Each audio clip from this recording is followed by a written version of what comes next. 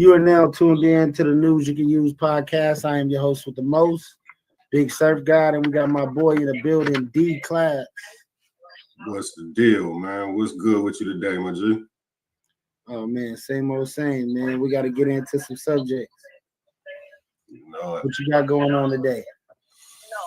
Man, basically started working out this morning, man. So day one of a workout journey. Other than that, man, just shooting the shit today. Shit, what you got up for today? My man say, phone call. What? Yeah, man. So we got the workout journey. Starting to work out again. Get back in the mix. Especially if I'm gonna drop these clothes. It's like shit. If I'm gonna be my own model, goddamn, I need to look good in my own shit. Right. I'm finna start working on my damn self. What have you been doing though? Would you just push ups, little cardio? What you doing? Man, the main thing right now is really cardio, bro. Cause I mean, shit, I really got a badass knee. I gotta have knee replacement eventually. So it's just mainly the cardio, man. Do cardio right now. I did a half a mile little walk on the treadmill this morning. Do another little half a mile probably tonight. If not, probably a mile. Might just take the dog for a walk. Ain't no telling shit. Who knows? Yeah. So what I was thinking is you gotta try some sea moss, man. That'll help your bones. Help your bones get strong. The crazy part about it is just I gotta figure out the way I want to take the shit. Because basically I tried like that gel and yeah, I'm cool on that shit. It don't taste right. Yeah, that jelly is nasty, but I eat it. It tastes like applesauce just with no flavor. So I just try to gobble down a spoonful real quick, no diddy. And then, it is what it is. Yeah, because I was saying to myself when I was saying all that shit, like this shit starting to sound real crazy. But yeah, like I tried the capsules. Like, yeah, I'm not fucking with that. It's just like taking pills, bro. I can't do that shit. So that's what it is, man. Just I got a little shop up the street that sell it. It's just basically, yeah. I start putting that shit back in tea. That's really when I was really drinking it. Yeah, I never tasted tea kind. I think that I had the jelly the first time. But I taste some jelly that tasted actually good. It was a flavor like cinnamon, or they mixed it with something.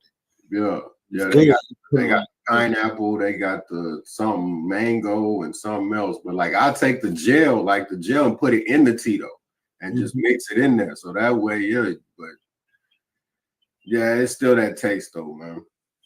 The taste got you, huh? Mm-hmm. Yeah, it wasn't too bad to me, man. It was straight.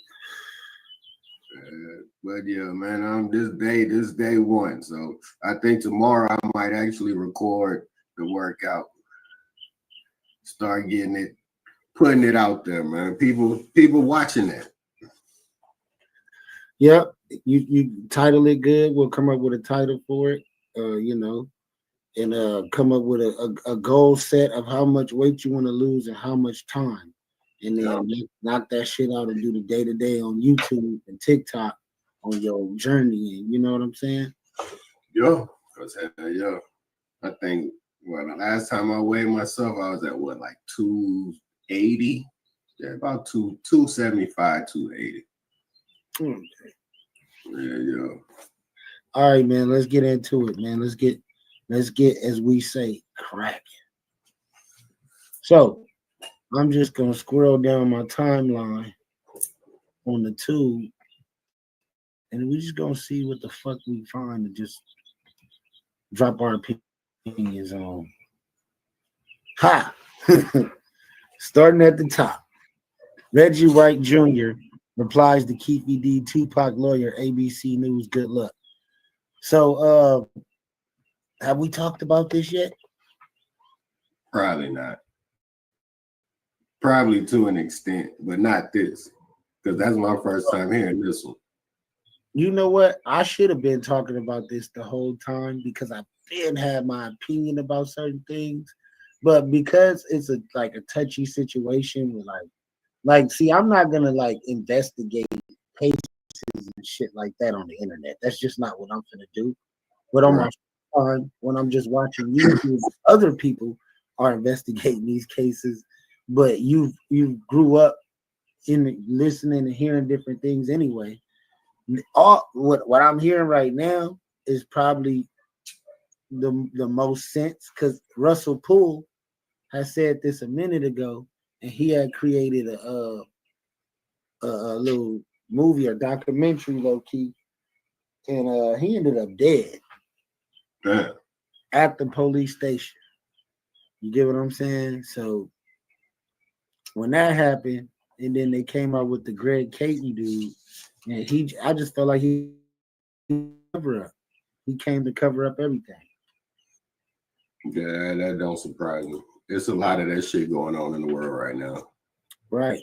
So, you know, as everybody know, Keefe D was on trial for the Tupac murder of being, I guess, in the car with him, or they were saying he did it. And as people predicted, he knew the truth and he explained. So in the case now, they saying that Keefe wasn't even in Las Vegas when it happened. Like he wasn't even there.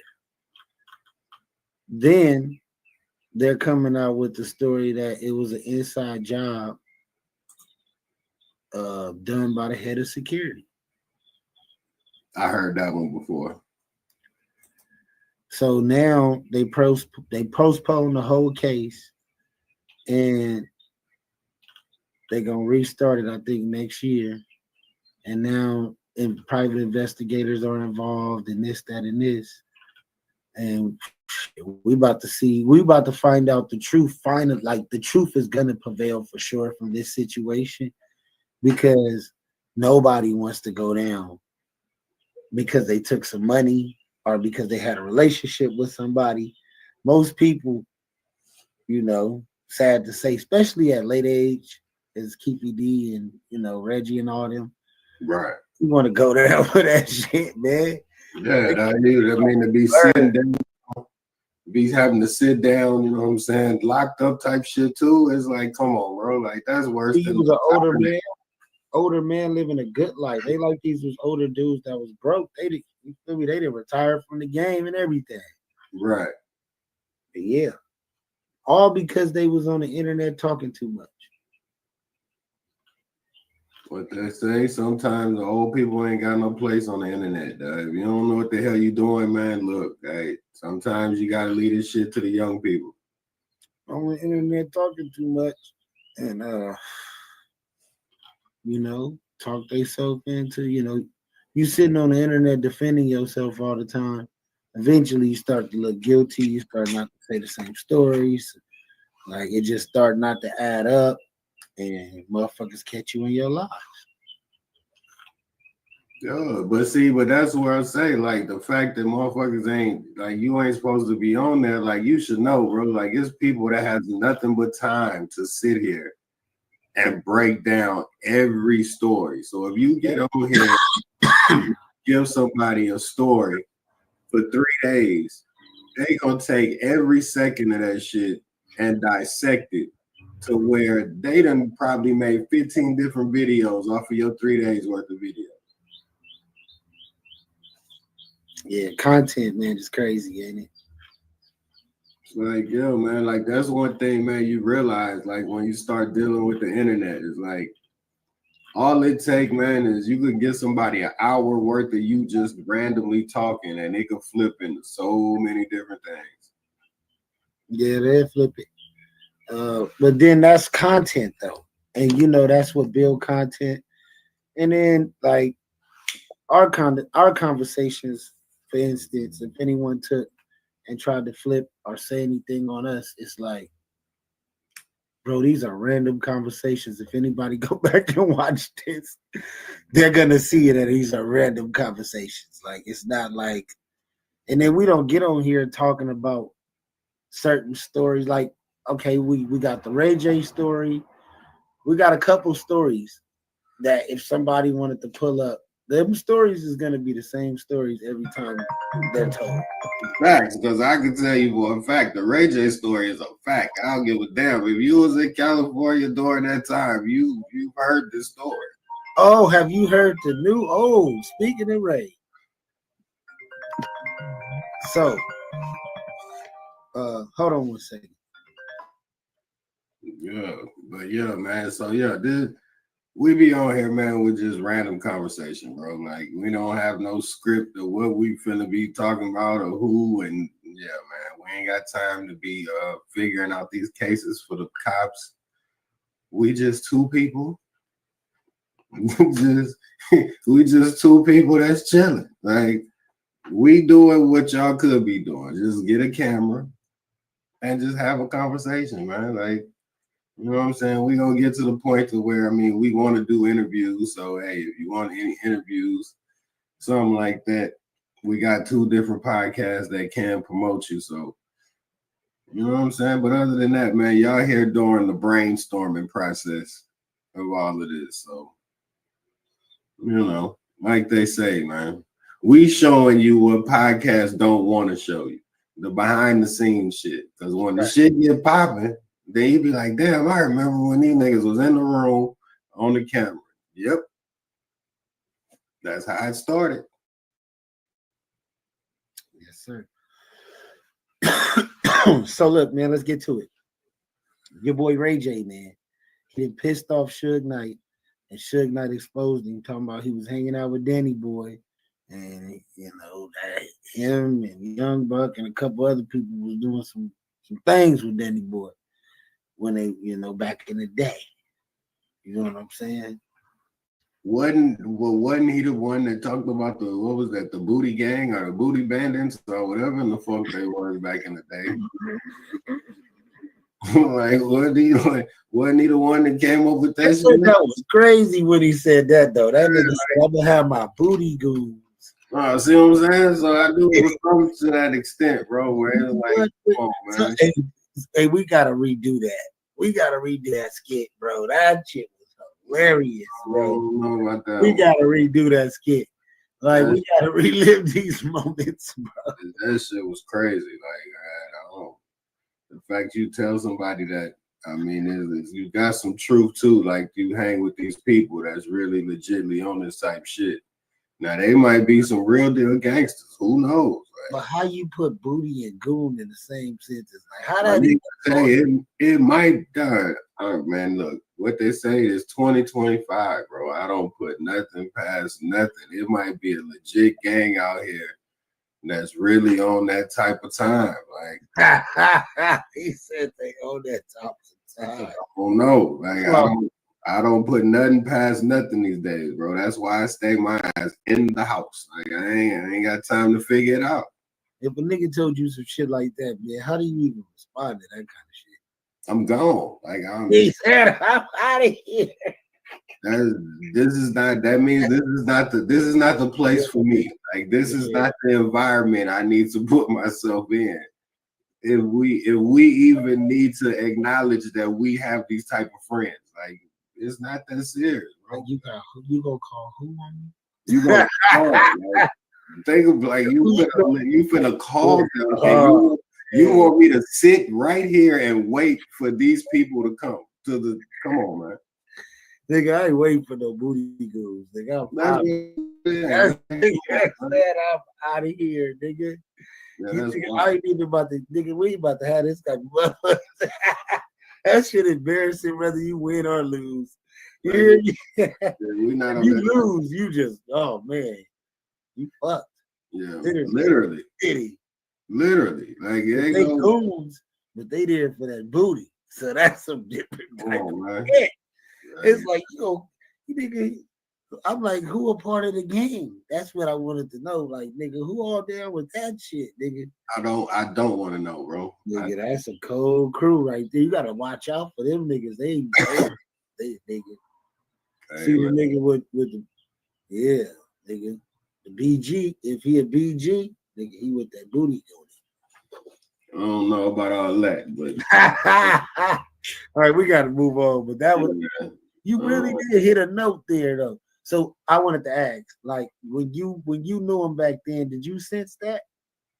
When I seen Ray J, hell, he was fucking. I think we was in middle school, so you know what I'm saying. We was on some kid type shit. Like I seen him in church. On top of that, so you know, ain't nobody on that type of time when you little in church, man. You there with your people, and then at the time he was Brandy's brother, bro. Like he wasn't Ray J.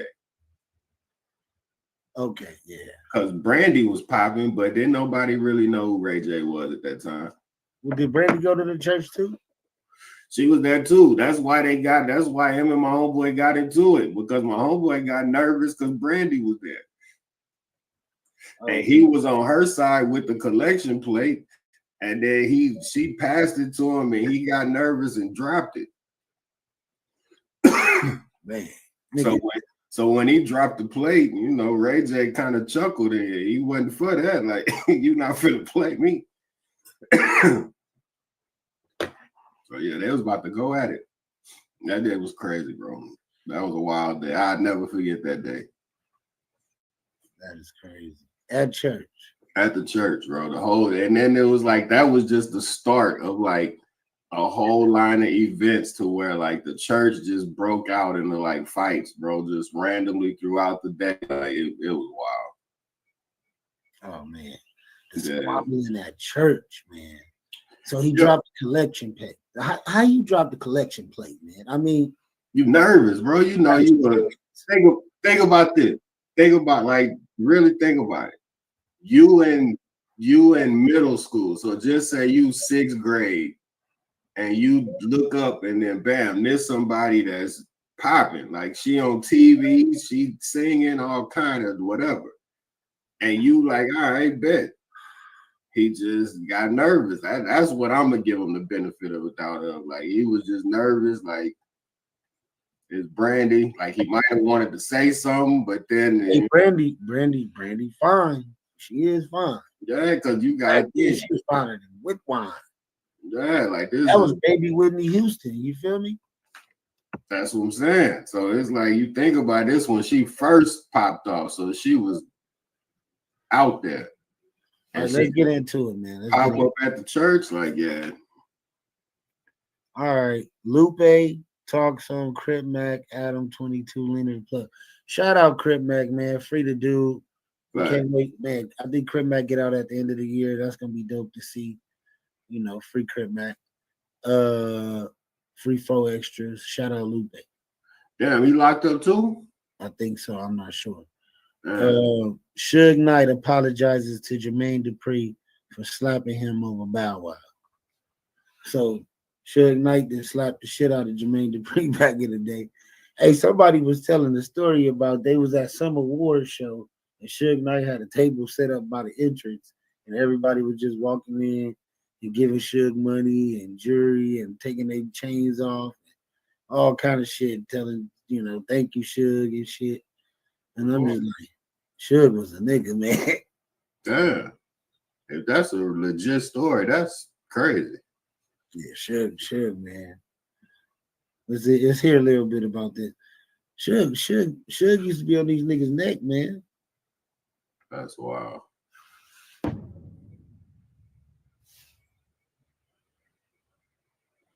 I've been hearing this rumor for a while now, and I don't know if it's true or not, but I heard that you slapped Jermaine Dupri. Is there any truth to that or no? Some of it is. So the situation was like this. Did that though. So the situation is like this. Lil Bow Wow was my artist. So I met Lil Bow Wow, one of the homies, rest in peace, met Lil Bow Wow's mother. He liked her. She had a son to rap. He said, man, let me bring him backstage and all this. So he brought her back and she had Lil Bow Wow. Off the top, I seen Lil Bow Wow. I said, that little dude's a star, you know? So I ended up moving Lil Bow Wow, his mother. Lil Bow Wow, at the time I thought was his father, but it turned out to be his stepfather, to Brentwood. Yeah, where OJ lived at. So you know it's a nice neighborhood. So moved to Brentwood, had him home study the Ray J stuff, had him, took care of everything. I even had a little Bow Wow on the Arsenio Hall. At the end, he rapped and he dissed Easy. He talked about Easy E.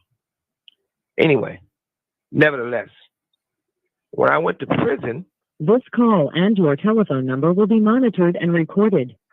Snoop Judas. Damn. took Lil Bow Wow to Jermaine Dupri. Jermaine Dupri signed him. But you can't sign him because he had a contract and I got money I paid already. But a lot of people don't know this. By the way, when everybody say they got a deal with me and they got my life right, they did something with me, which they don't. But if you ever do a deal, regardless of any type of deal, our money got to be changed. I don't care if it's a dollar, got to be some type of money. So Jermaine Dupri and them knew that he was signed to me and a lot of money was passed hands. So, I didn't want to mess up the little dude's career and try to destroy his life. And his mother, I got a lot of respect for her. So I came home and I said, look, I didn't stop all this, but how is this happening? So I used to feel that suing people is like snitching on people, which is stupid. That cost me a lot of money by thinking that way, which is not. But anyway, it was up to Jermaine Dupri. I didn't want my motherfucking money from Lil Bow Wow or his mother. I want my bread from Jermaine or Snoop, whoever I catch first. So I got shot. I think that's the time I was shot in Miami. It's bad when you don't remember what time you got shot. Been shot so many times, So I get a ride up to. I used to go to the Subway and Fat Burgers 2 or 3 o'clock in the morning, get something to eat, come back to the high rise, and the Lord delivered Jermaine Dupri to me. Yeah, Lord. God did that. And I'm not saying in a bad way, because I believe in God. But He delivered him to me. So as I see Jermaine Dupri, he see me, his eyes big as a motherfucker. I say, hey, what's happening with my bread you owe me?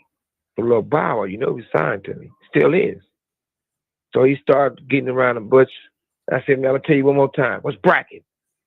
And it wasn't one of those that somebody gets slapped so hard they slide down the street, but it was something that made you get your attention.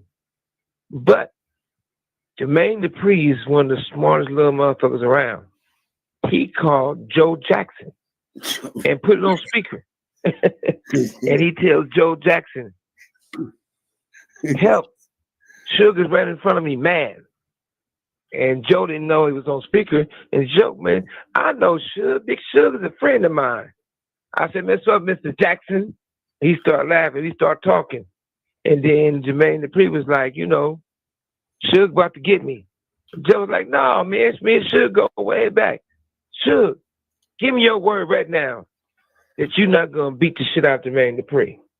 Damn. And I didn't want to be like, he like, man, he with Janet. So I said, all right. I said, all right to him. And I said, man, give me one of those coffees. He said, these for me and Jackson, give me yours then.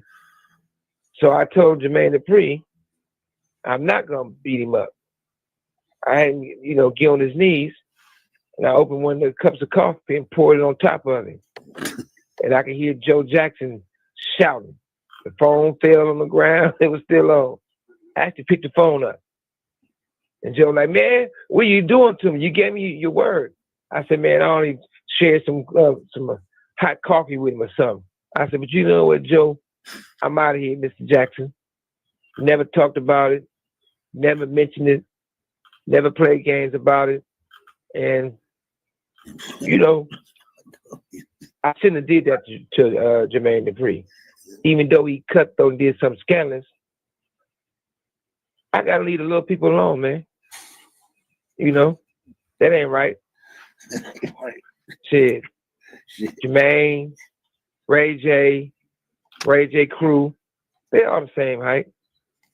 I apologize to all the short people, men that I offended.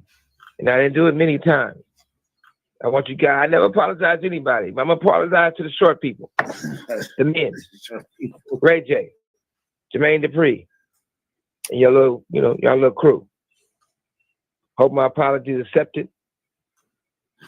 I hope y'all don't go through no weirdo stuff and want to talk about me again, but words for the wise. It's not what you say about me. It's not how you talk about me. If you really want to get my attention, now I'm not pumping it up, but if you really want to get my attention, and you really want to make a name for yourself, we know who got a big mouth. Let's sit in the room. We can all have some understanding. But at the same time, I wish y'all the best. I'm humble. I'm happy. I'm ready to come home. And I'm Suge Knight. Big Suge. Wish that was a mouthful there. What you think about that one? Yeah, that was crazy. I wouldn't even expecting that one. That was crazy. My nigga say I made him get on my knees, get on his knees, and pour the coffee on me. Damn. Crazy part is he had to call Joe Jackson, bro. Like let's start at that point. Like when I get like, I mean, yeah, like your girl is Janet, so you say, you know what? Like I'm in the mix. Hold on, let me call her daddy. Like, come on, bro. Like that's crazy. Man. A hot cup of coffee, scalding hot on top of the head. Oh man. Wow. That's beautiful. That was a bad day, wasn't it? Most definitely. Because I mean, if you think about it, and the coffee was for you and Janet. So now you got to come back with one less coffee. You go get another one. Do you explain what happened? I mean, you got to explain because you got coffee on you. What if Joe called her and tell her that, yeah, Jermaine just called me? I mean, he wouldn't be wrong for doing it. I mean, shit. Hey, man, what he calling me for? Yeah. I met Jermaine Dupri too, and I'm taller than Jermaine for sure. And he had a security dude with him. But it's like, yeah, I guess so, man. Suge is I ain't never seen Suge before. Suge probably a big dude.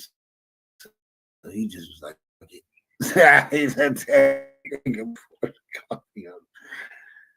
man, we'd have to squabble up, man. I don't give a fuck. We finna. He should at least attempt it. You know what I'm saying?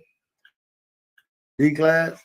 I mean, I felt like he went in that already shook, bro. Like the fact you had to call the dad to begin with, like it was all bad for him to begin with. So he wasn't. But see, you don't know if Suge had a gun, or you don't know the backstory of. Man, it don't. He said when he seen him, his eyes got big. He already knew it was smoke. It was he knew he was in the wrong. And if he is small as like motherfuckers be trying to make it seem like, yeah, Suge I know is not little because he played lineman. He was an offensive lineman or a defensive lineman. Sure. What you think, 6'3", 6'2", something like that? I want to say taller than that, but he easily 3+. Right. A swimming pool probably 30 pounds. Back here for sure, right? Yeah, like, nah, man. Yeah, that nigga came in and bullied the game. That's crazy. Well, welcome to. All right, let's get into this. What ended up happening today is so two things. Number one, the Wait. I'm gonna give your boy Suge, Sheek Louch, LOA. I want to get that nigga the trophy of telling some of the best stories I've heard in a long time. Right? Yeah, Like that was him. I didn't know where that was going, but that shit was entertaining. Right? like that shit was, Shout out all the dialogue, man. Y'all, that was dope. I love Jermaine. You know, ain't no hard feelings. When I met him, he was cool. That was cool. man. It's a funny ass. That nigga Suge stories be crazy. They'll never be normal or regular. I don't know 50. 50 don't know me. Drive by us. We don't know who he is, so we looking at the car. Yo, 50 what's the Cent. big old deal? What's the big old deal? Man, y'all be hip to Mac Dre. Y'all go watch the Mac Dre story. Welcome back, ladies and gentlemen. See, everybody got the same style nowadays. D-Class. Oh yeah. You know, it make more sense till you get you a legit studio. Even this thing, it's the Experience. content. Train by day, Joe Rogan podcast by night, all day. Very nice to meet you. Nice to meet you as well. I really loved your series. The telepathy tapes.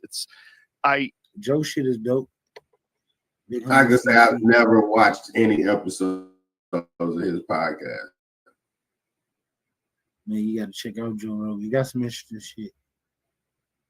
I be seeing like I'll see clips, but to actually just watch it.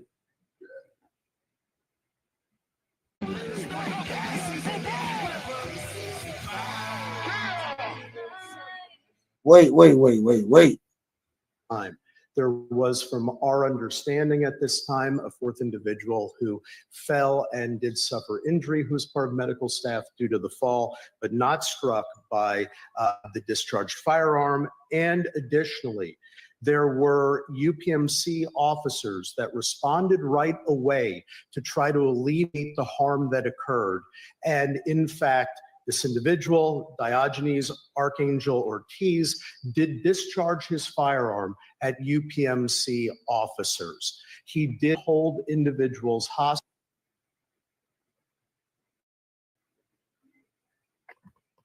Imagine if we're recording remote guest. Oh, we can't get the commercials. That's what fuck you up. Mm-hmm. Ever wondered what your home? No. All right. Take us back home. That's crazy. Yeah, but I didn't know nothing about that. Looks like from space. Enter your D-Class, you never told me nothing about that, man. Shit, I ain't know nothing about it either. Nigga, we've been sitting here talking. Shit, that shit say breaking news. That shit going on right now.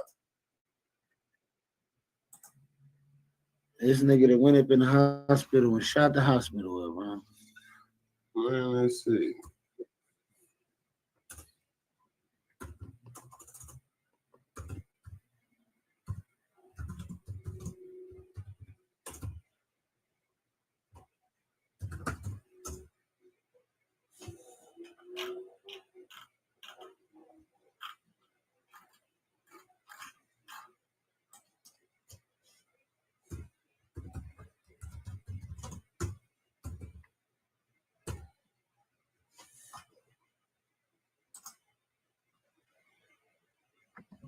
These were the words of Fred Hampton, who was a 21-year-old leader, a visionary, and a revolutionary.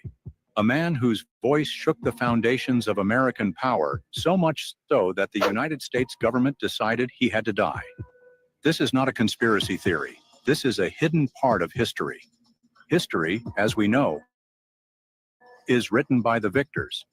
In this video, we are going to expose the truth that has been rephrased to some fiction that's nothing close to the truth. Imagine a quiet apartment in Chicago. The clock reads 4:45 a.m. Shadows move outside the window. Inside, Fred Hampton sleeps next to his pregnant fiancée, Deborah Johnson. The air is heavy, silent, until bam. The door crashes open. Gunfire erupts. Bullets fly all around the room like oxygen. Walls shatter and furniture splinters. And over 100 bullets were fired. The Panthers inside barely have time to react. It's not a raid. It's execution. In the chaos, Fred Hampton never even wakes up. He was drugged the night before the incident, leaving him unconscious. Yes, drugged. By whom, you may wonder. An FBI informant. 2 officers stood over his unconscious body. One checks his pulse and says, "He's still alive."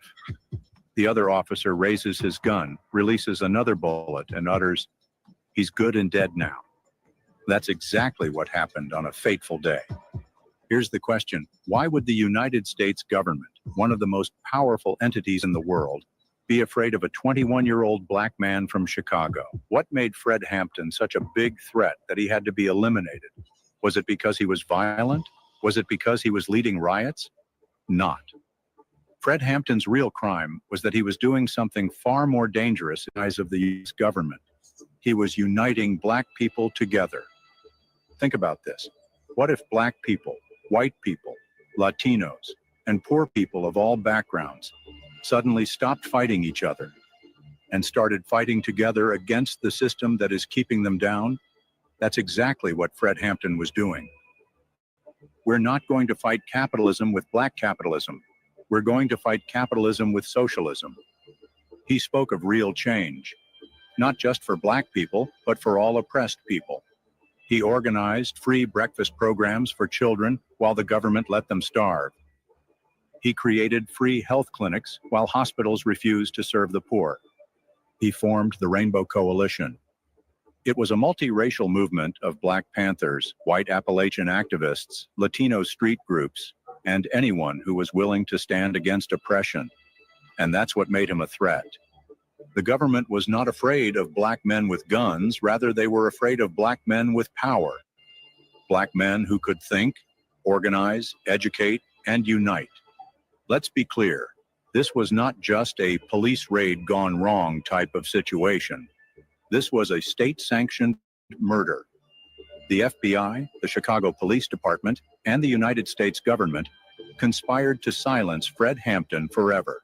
In this video, we are going to show how the FBI spied on and infiltrated the Black Panther Party, how a paid informant drugged Fred Hampton the night before the raid.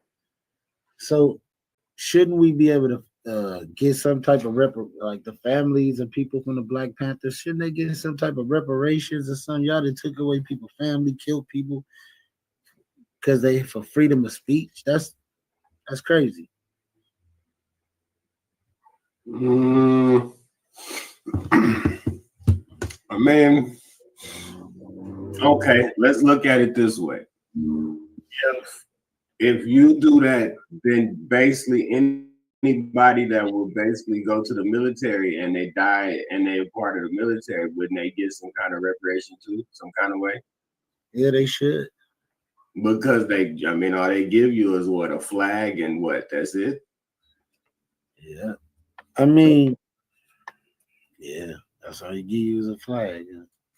You know what I'm saying? Like you get a flag and some medals. Like, I mean, it's not like it's something that you can really, I wouldn't even say just use, but it's like, I mean, that's what they give you. So, I mean, the way they looking at it is that pretty much like, I feel like they look at the Black Panthers as people who basically, you was frontline for a movement. So what kind of came with whatever you was doing, you kind of signed up for it. Do you think they should restart the Black Panthers? I would say no, just because the simple fact that it wouldn't have the same type of, the thought process would be completely different. Like you wouldn't start it with the same goal in mind that they started it. No, because the police ain't really bothered. Like, I'm not saying police ain't killing people, or I mean they are. Shit, they are. But it's not to, you know what I'm saying, like the point of what they had back in the day. Like it wasn't like, you know what I'm saying, shit ain't going on like they had that shit back in the 60s and 50s and all that type of shit. Like, yeah, bro, like it ain't going down like that. Not just on a random shit. Like they not just fucking with you to be fucking with you. So did you ever do your research on the people who the Black Lives Matter people? What people? The people that put that shit together? Nope, I forgot all about them people, really. I ain't gonna lie to you. That whole died down, people stopped talking about it. And it just became, at that point, like, if you really just didn't keep following it to see where it went, like you never heard about it again. Because think about it, how much Black history you heard this month? Shit, that this was the most I've heard all month. Right? You know what I'm saying? Like I'm sitting there looking at the calendar now, like damn, like we are still in February. Like you don't hear about none of that shit, bro. The biggest things that happened this month is all kindred. Black people don't even care about Black History Month. It's a whole different type of world with these young folks. And the elders and the older people, you know, they still representing and putting on, but it ain't like it used to be. I remember Juneteenth was important. And it would be a lot of people in certain parks and this, that. I don't even see that going on everywhere no more. But think about too, like all the days that you used to get off, like think about it. Like you off for President's Day. Well, I wouldn't even say you off. Like majority of the government shut down on like these President's Day. So why the hell people still delivering packages, bro? Like, if we shutting down, why everybody can't be off? Oh yeah, man. You know how that go. Why everybody? Only people that should be working on them days is cops. All right, here we go.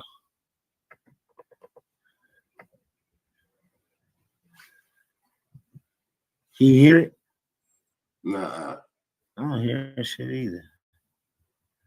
I think that's gonna take a little while.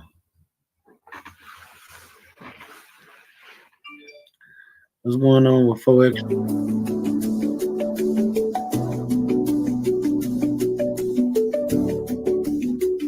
We know who they use.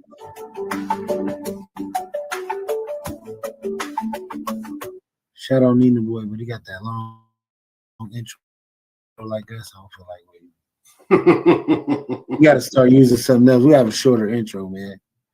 Get to the nitty gritty. Before the arrival of the Spanish in 1519, Mexico and Central America was home to some of the most advanced civilizations. Oh yeah, this is the Mexico DNA.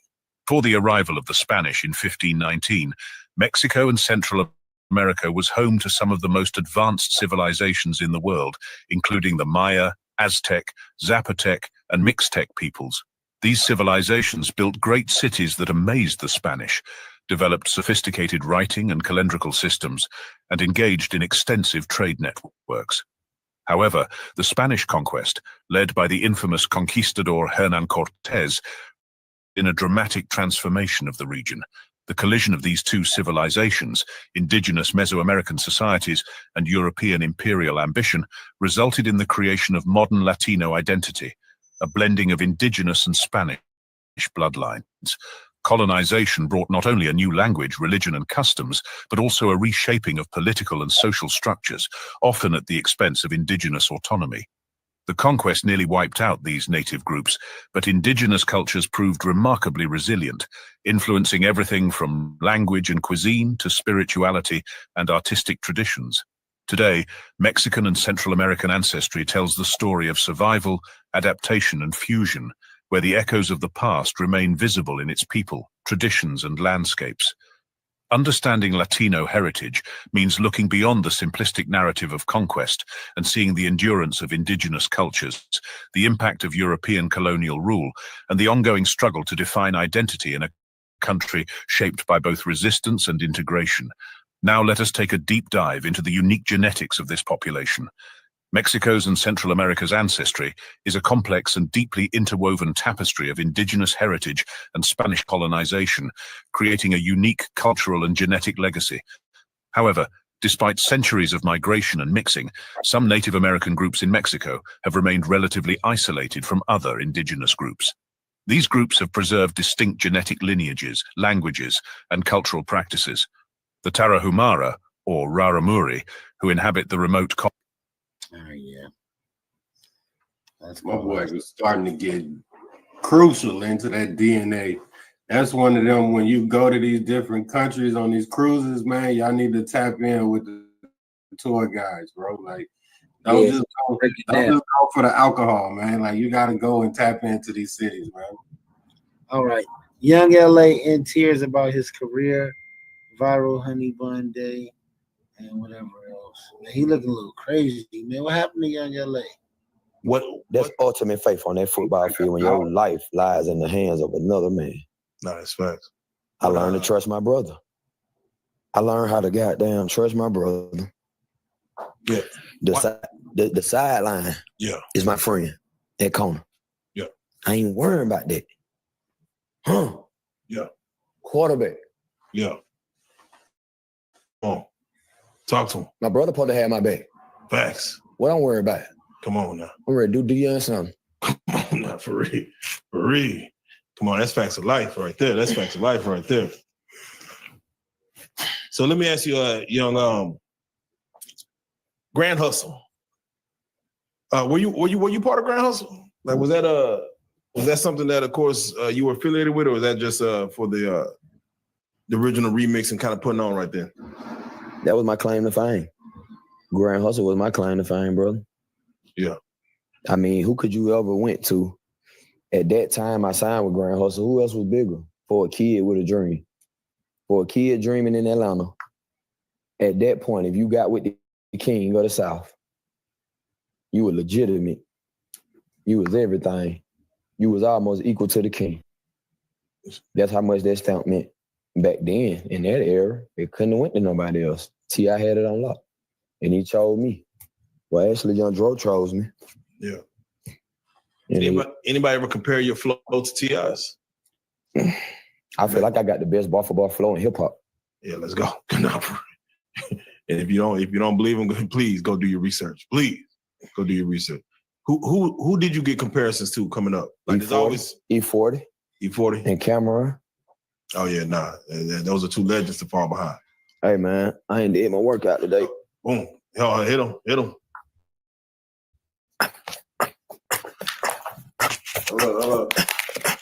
Hold up. Bro, man, how this man, bro, I can't even do one of them hoes. I can't even do one of them hoes. Wait a minute. Okay. Hey, boom, goddamn. And he holding it. Full extension. Come on, goddamn. What was that? Was that Wheaties? What was this shit, man? Yo. Hey man, I'm gonna be real with you. I rock with they podcast, but man, like I can't be sitting here pumping you up, dog, while you crashing out like this, bro. Like that's crazy, man. That's what you will not get on my podcast, dog. Like, I mean, I have a real conversation with you, but once you get the wilding out and doing all that extra, like that's crazy, man. Like he over there, yeah. Come on, bro. Tell that man get the hell up off the ground. Just kind of stay workout. Yeah, I ain't gonna lie, I'm falling off of my shit. I ain't gonna lie, I'm falling off of my shit. Without question. I want to just go through just go through your time with having like almost just a record that basically is transcending hip hop, man. How was it basically at the top of the height of A-Nah, like touring?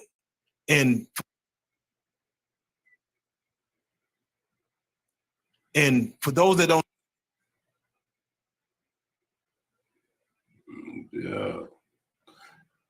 yeah, man. I can't condone the co-signing, man. Let's talk about it, D-Class. Man, that man condoning the crash out, bro. Like that's crazy. Man, he looked like he on some hardcore drugs for real, though. I mean, I ain't even gonna say he own it, but I mean, you could tell like he done been through it, bro. Like that's like you going to talk to somebody that's homeless, bro, and you just pumping up like the bullshit just for content. Like that, I can't condone that shit, bro. Like if you gonna talk to somebody and you trying to get their story and shit out there, man, like come on, man. Like that's just him. I mean, I get it, but he started working out on his own, D-Class. Like what I'm gonna tell him, if he was sitting right here and we're doing the podcast and the nigga just start busting down, like I didn't get my workout in today, What am I gonna do? Make him get up off the floor?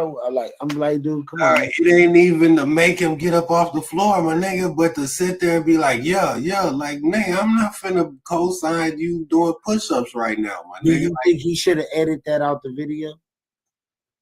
I mean, for what he do and like the podcasts, like the ones I be watching, no, because they just let that shit run. It seemed to me, but I mean, yeah, like it's just the egging that shit on, man. I felt like he egged the shit on instead of just being like, look, bro, like, I mean, I get it. Like, come on, man. Like, I don't know. That's just me, man. I'd have figured out a way to try to move on from that shit. Because I remember at some point, like, dude was dope. He was with T.I., and I can remember he had some hot songs. I think he might have went platinum or something like that. The Ain't I is that's the golden song. Like, niggas still jam that shit if you ask me. Like, that bitch still be jamming. But they did say he fell off, like something happened to where I'd heard about some shit dealing with some cars or some shit. Ain't no telling, man. Let's hear it. Let's hear the story, man. They don't know. Again, we in Dallas, so therefore a lot of people don't know what having a hit means. At what One point? song can sustain your career. They called me a one-hit wonder, but that one hit was so great. I turned into Stevie Wonder. Come on. Let's pop it then. Come on now. Let's pop it. Come on. They expect me to keep with the humble talk. Now let's pop it. Come on now. When does one start getting residuals from having a hit like that? Like all your life, they ain't stopped now. They still tearing Mama mailbox down left and right, slapping her upside the head. Yeah. I mean, when does it start? Like you see the song going up. When do the checks? Those sodas are good, huh?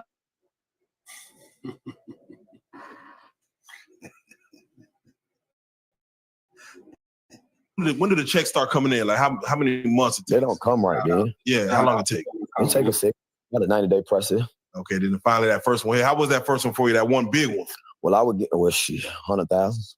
Damn, man. But it wasn't no real money. I ain't made no real money in this stuff. No, you said 100,000 ain't no real money. This is 2010. I mean, that's back then. Yeah. Everything was cheaper. Inflation happened, brother. Yeah. What's 100,000 a day? Shit. I just told you the honey bun is the new what? That's a new what could you say? 100 million. 100 mil. It ain't 100,000 no more.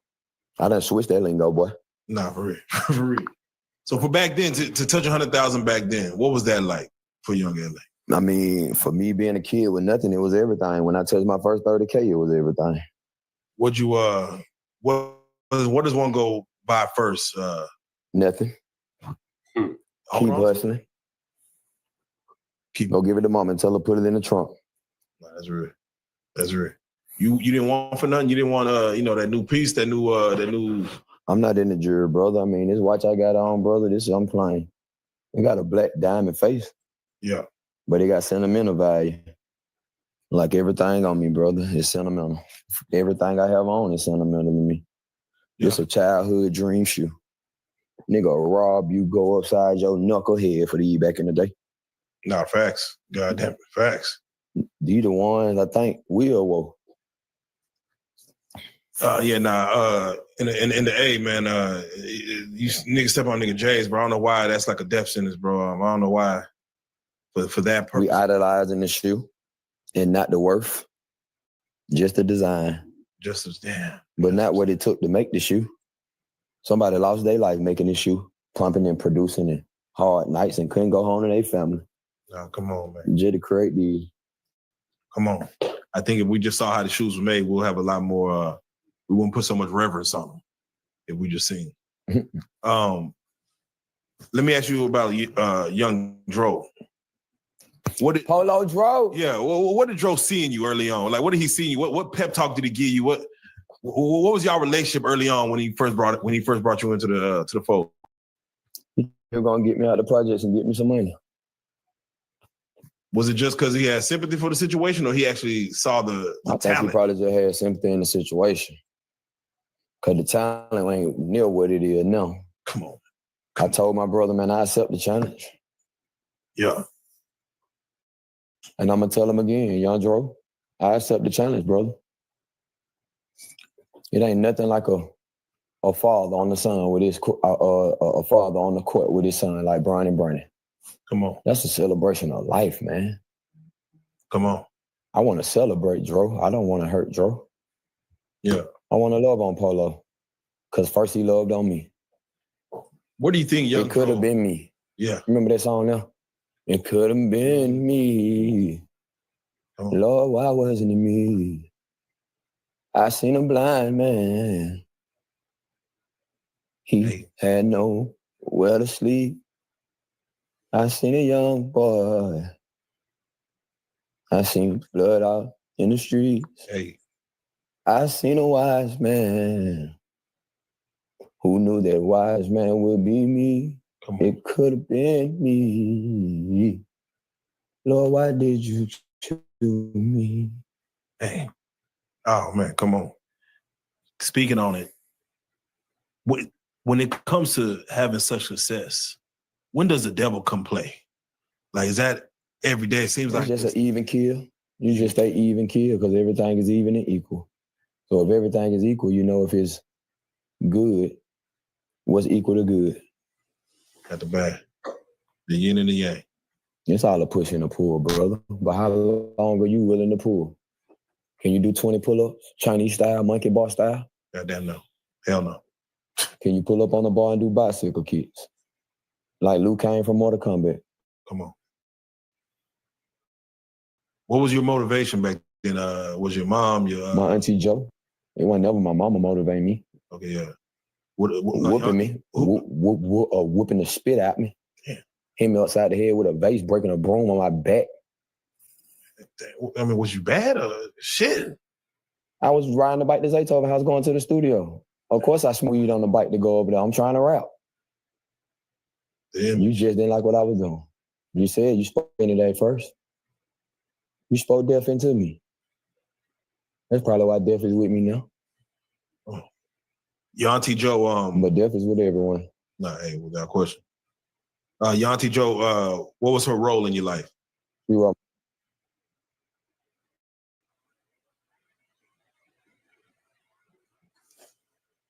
You muted.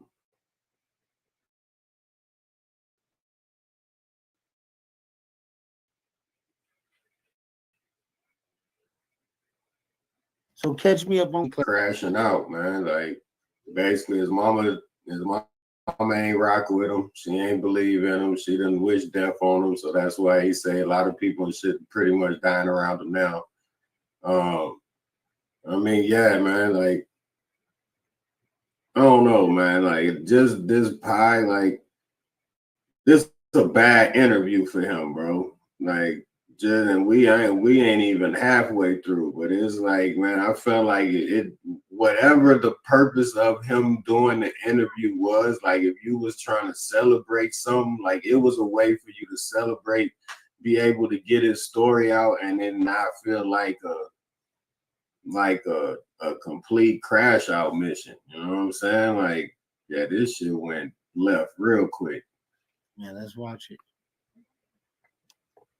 I said that. I said someone right about him. She wrote my first rap. I couldn't even watch it. My Auntie Joe from New York. So if a New York woman wrote my first rap, she had to be tough. Come on. She wouldn't have no song with Andre and Outkast for no reason. Oh, shit. Huh? Auntie Joe. Huh? Big boy ain't just post honey bun for no reason. Yeah, he said that's Joe nephew. Did she go by Joe back then? JoJo. JoJo. Okay. And Shorty dead. Damn. Nah, man, that's real. I gotta, Atlanta in itself is R.I.P. Shawty. Any topic. Atlanta in itself Auntie is Shorty, man. Auntie Shorty. No, R.I.P. Shawty, man. You know how many topics now? Damn. Does this like to live this long? Does it get to you as far as you start? I ain't lived nothing but a short life, brother. I'm sure you've seen a lot of losses though. But I ain't been here long, brother. You're at the age to where those that brought you up, that came up with you, they ain't here to see your success. They ain't here to see what the They full all seen evolution it. of you. No, they all seen it, but some always lost in the battle, brother. Yeah. Everybody don't make it through war. That's real tough. That's why folks die on the football field, because they undisciplined. Coach told you to tackle that way. He told you not to torpedo and put your head in there, boy. I can hear that in the Damn, that's real tough. Now, LA, when take heed to what you talk. Take heed, no, for real. Remind us, when the Ain't I track dropped, take heed. No. T.I. was about to go sit down. When the Ain't I track dropped, take heed. No. T.I. to go sit down, or was he coming off from sitting down? He was on his way, brother. He was on his way. How important was that to even for you to have just again him on the track, and he about to go do his year after getting, he said they're gonna be gone for about a year, but ain't I out of here? Ain't I out of here? that just let you know. That just let you know. Biggest cosign in the world, bro. And I want to shout out, of course, Boss Talk 101, man. Holding you down as far as even with the clothing, with the brand, with the drip. You know what I'm saying? Coming from Dallas and making sure you right. So again, shout out E. Man, shout out E. That's a good brother. Yeah, man. I'm forever with him. And hey, man, it's a band of brothers. There you go, man. That's what it's all a brotherhood. Hey, it's a Boss Talk 101, man. It's a unique hustle. Boss Talk, let's go, baby. You had a Lil Duval in your video, man. To see him go on his rise, man. I'm listening, brother. Go ahead. How was that to see Lil Duval turn to what he turned into from just being in the videos to becoming his own brand in these streets? Lil Duval special, cause he was big then. Yeah, he was one of the biggest things rising. We knew.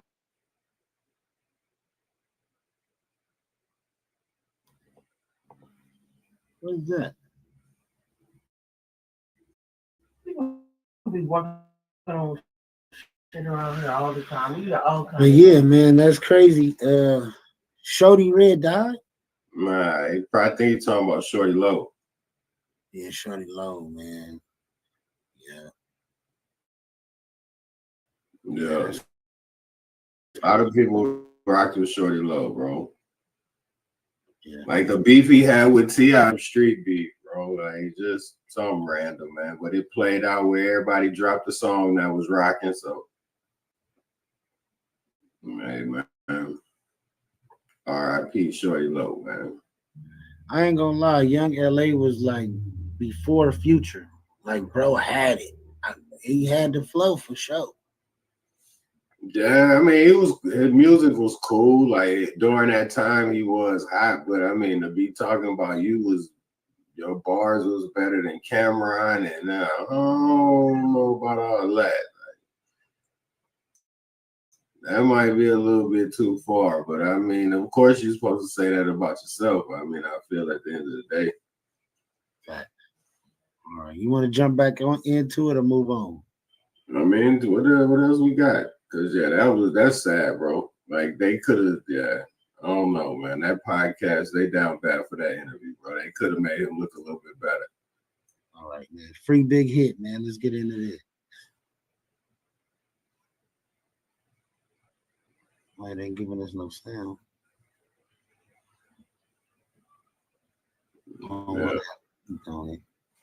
So yeah, next thing, they're telling you move on because that's gonna get you a copy.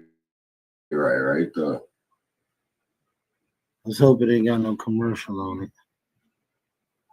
No, 46 seconds. It's about to hit you. If a man really hated ass. Yeah. Fresh out the dough. Hey, but nah, shout out Big Hit, man, because I do remember we did a we did a song review, and like it was like right after we did the song review, that's when I felt like I just started hearing about him a lot. Yeah, he was moving around, man. But that's when he first got out, though. Yeah. It's your boy Shig Looch, LOXD Block, Silverback Gorilla up in here, man. Streaming. Reggie Wright replies to Keefy D. It's your boy Shig Looch, LOXD Block. Silverback Gorilla up in here, man.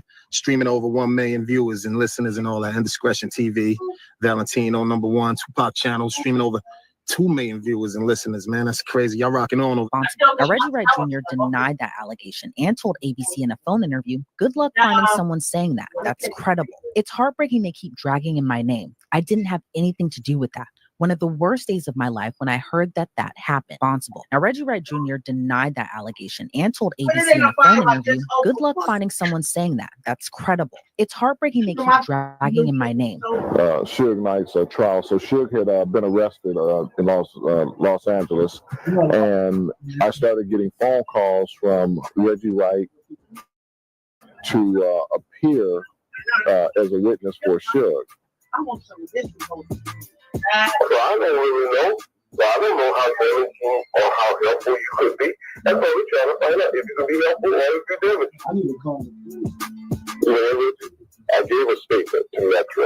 Listen to what I'm saying. I gave a statement to Metro based on what you and Suge asked me to do the night I went to the meeting at Suge's house.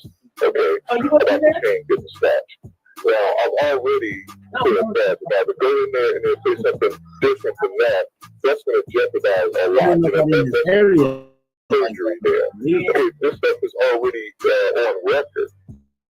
I don't know what the FBI is talking about. Have they talked to Metro about this? Metro and talked to the FBI about it. They're watching the whole thing. But for me to go get on a witness stand and then just be put out like that, that's what's wrong. And you already gave a statement. Yeah, I gave a statement to Metro already, Reggie. Okay, why can't you do that same statement?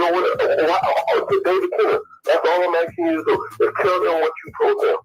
Of Suge Knight's trial. So Suge had been arrested in Los Angeles, and I started getting.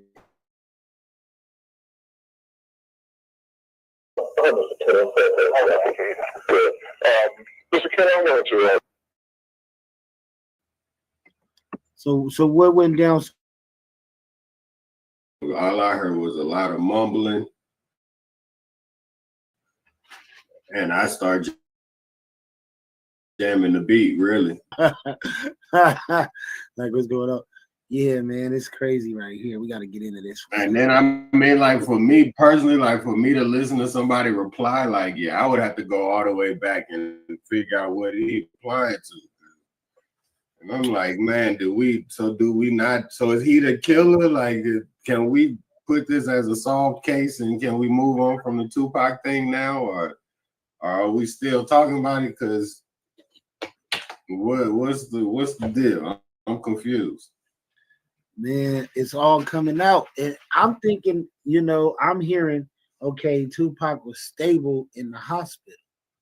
Well, what happened? Did he die? Or did he fake his death? See, it's getting to the nitty fucking gritty, bro. It's getting to the nitty gritty, and I'm just. What good would it do for him to fake his death? Maybe the FBI wanted them dead. Somebody wanted them dead. It was a hit side job. But too, the fact that they say you worth more dead than alive is like that could have been a big cash out. It could have been a big cash out. We don't know. Because if you think about it, like if they was to tell you, like, if Tupac was to just say do a concert and just pop back up, like, do you think people would still go? Hell fucking yeah. Everybody and their mama. They want to see him. Remember they did that one concert where it was just a hologram. Hologram sold out. So of course, yeah. You know what I'm saying? Because it's like people gonna want to go see it. And it's like, now think about how much you could charge just to get in the building. Unless they come under some other name. Because that's the thing. We don't know. We wouldn't know him. We'll say, oh, he looked just like Tupac, and walk right past him. Right. We don't know what he would look like. He was 25 then, so that's all the pictures like we got. 30 years ago, right? 30 years ago. He's 50-something, 55 right now.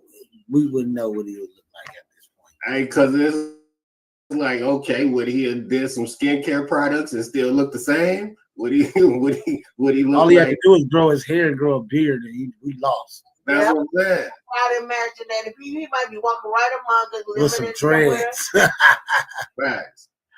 Instead of bald head. Never let nobody know. He might got a goatee and a Gray and stuff. We wouldn't know him as an old little baby fro, and we ain't got no clue. Right, that's crazy. Hey, but nah, it is a bunch of people though. Like if you get on the internet, like it is people that's getting big checks off of looking like Tupac back in the day. My wife showed me some dude on TikTok, man. I swear to God, looked just like all the pictures, all the clothes, all of that. Like he got all of that down to the T. Man, Tupac is like a Michael Jackson level, man. We still talking about it. It's almost how many years later? Right. Yeah, I mean, if he got to the point to where he can make grown men cry, then yeah, I would definitely put him on Michael Jackson status. I mean, that's ridiculous though. A man to make you cry just by looking at you, that's. Oh Lord. I mean, that's some real power. That's different. That's some real power. Talk to you because Let's get into it. I'm really upset about how this whole thing and everything is going, and I seem to be in the middle of everything. And I could have called Reggie to talk to Reggie, but I really call you being an attorney and let you hear where I'm coming from and my standpoint and everything. Because the other thing too, if I were to speak to Reggie, it may come back to you in a different way. Can you give me a change from to my office? Sure. One store to Euclid Street and the Clyde Freeway. Hello? Okay, there, now I can hear you. Okay, I want to say this, Mr. Kenner. First of all, in Las Vegas, I'm hearing things, so I just want to clarify with you which report is that they're looking that you have. Because he told me, he said, the one that I think that came up is actually, I think, a Compton Police Department report. Mr. Kenner, I have never spoken to Compton Police Department. Never. I've never been inside of a Compton Police Department. All right, well, let me take a look and see what it is, and I'll get you back, and then we'll get together tomorrow. Definitely, I'd love to do that. Okay, I just want to kind of continue here. I took the fall, Mr. Kenner, for Tupac dying, for getting shot, and it was not my fault. I don't tell people in the security company how many people should be put on an individual. You know, I've asked for more security for Tupac in the past. Okay, I did everything I could do except for that particular night have my gun. And there was a reason I didn't have it. There's a reason that everybody else probably don't know, because we were all told not to carry any weapons. The whole thing, Mr. Kenner, I've been put as the fall guy, and I'm getting blamed for everything, and it's not funny. You know, I understand what you're saying. It's not funny at all. I've gotten. So that was Frank Alexander, Tupac's personal security, hired by Reggie Wright, Right Way Security, which is an ex-cop for the cop sheriffs, and his dad is too. Back then was the Compton Police Department, wasn't the sheriff. What did you get from that, D. Glad? That there's a lot of snitching going on. Right. Because basically my thing is I don't know, man. This is wild.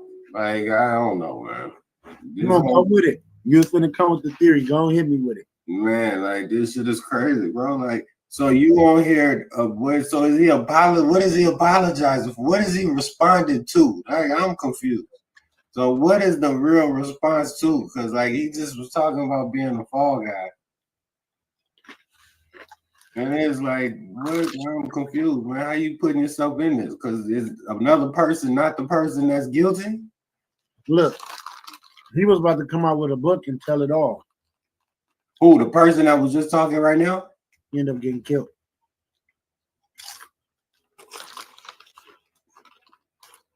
Frank been dead like 15 years. Man, that's crazy, bro. So Reggie. So he knew what really happened. Yes. They took him out.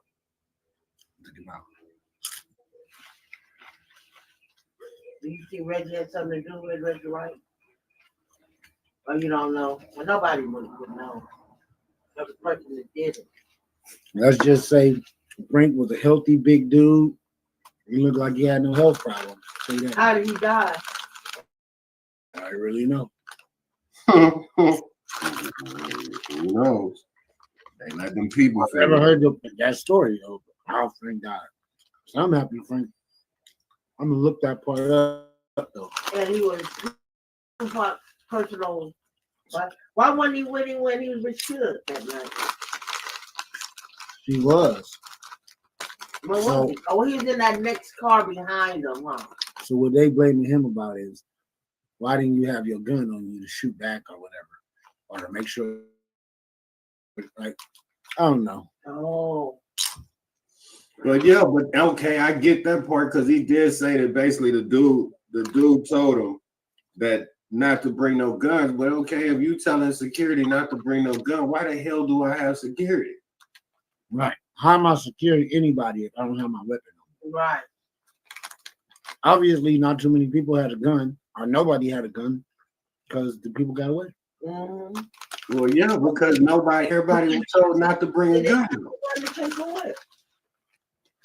There's something just ain't right. Right. Well, that's coming out now. The rest of the story on why they didn't have a gun is all coming out. Yeah, this not very Black History Month, man. It's a lot of shim.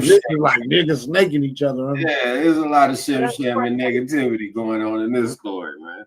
Yeah. When you get a chance, can you turn off that camera? I'll go back and find something to watch. You, baby. Back to we back. Malcolm West X. Coast edition. Let's go to Malcolm X, man. Let's see.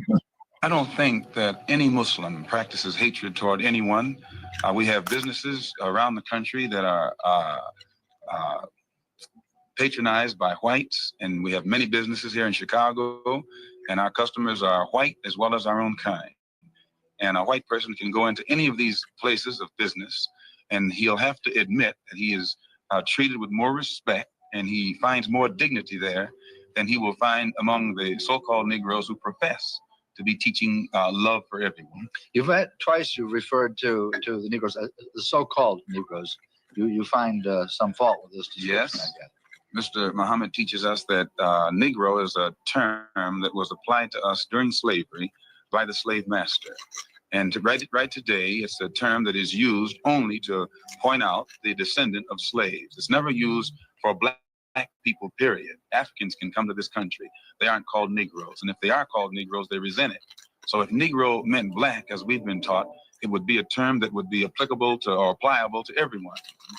But he says that it is something that means a slave or something it means something that has been left out of society, politically, economically, educationally, and otherwise. Malcolm X was a revolutionary voice in an era that was characterized by racial upheaval. And this 1963 City Desk interview showcases his brilliance, clarity, and unapologetic resilience for telling the truth. During this interview, it becomes crystal clear that Malcolm wasn't just speaking to his interviewers, but was also speaking to a system that had failed Black Americans for centuries. His words weren't meant to soothe or appease, but to challenge, provoke, and inspire action. Malcolm dismantles the illusion of American progress during the minutes of this video, exposing the harsh reality millions of Black people are forced to live with. While others suggested integration as the solution, Malcolm called it out as a facade, a false promise designed to keep Black people dependent on white society. His speech reminds us that liberation could not be handed down from oppressors, but can be seized, owned, and defended by those who demanded it. One thing that makes this interview so powerful is Malcolm's fearlessness. He didn't just answer questions, he entirely reframed the narratives. When Malcolm was asked about equality, he didn't beg for acceptance into a broken system. Rather, he demanded. What'd you think about that speech? I've gotten into all of this. Hey, no, I'm rocking with it. Like I feel like I need to get more into the whole Black movement back in the day, personally myself. But it's like, yeah, I'm kind of feeling where it's going, man. Yep. because that shit. I mean, okay, think about it. If you are in Texas, pretty much everybody out here call each other nigga. Like Mexicans, blacks, whites, like you been to call people anywhere, bro. Like I don't went to the pizza place. The people sitting behind us, like they was just like you turn around, look, you thought it was two black folks, it was two Mexicans. That's crazy. So it's like, you know what I'm saying? When it's to the point to where like that type of shit become regular, like then it's like, do you look at it as okay? Is it just a word? Like what is the meaning behind it? Because all the changing of the letter and of this, man, look here, dog, it's all the same shit. All right, here we go. The largest wolf pack ever. Question. How old were you when you realized that wolves don't actually howl at the moon? For me, today, totally ruined my childhood. And I hope I just did the same for some of y'all. Good. Listen, this next video is the largest wolf pack ever recorded. And what are they hunting? Let's check it out. This wolf lady, we accept people getting killed by mountain lions. Yeah, like it happens. It happened twice last year. Right. It's not really common, but it happens. But the moment that people start getting killed by wolves in America, people are going to get furious. Wolves, one of the most magnificent yet terrifying animals on the planet. But what if I told you of a recently discovered super pack larger than any ever recorded? I'm talking about 400 wolves, all led by one bloodthirsty alpha. They circle the herd, trying to unsettle it and split it up. But the bison are armed and dangerous. They will be safe as long as they stick. Nigga, if I see 400 wolves, nigga, I'm out of here, bro. That's crazy. You probably don't get away from the 400 wolves. You said you probably gonna get away? You probably won't. You're not gonna get away. It ain't no probably to it. You're not outrunning a wolf, bro. If you don't see them from a good mile away, you fucked. And even still, think about it. If they want to chase you, you don't have the wind to outrun that type of creature, bro. Like you just gotta hope you get up high enough. Who is to say that thing can't jump and get up there?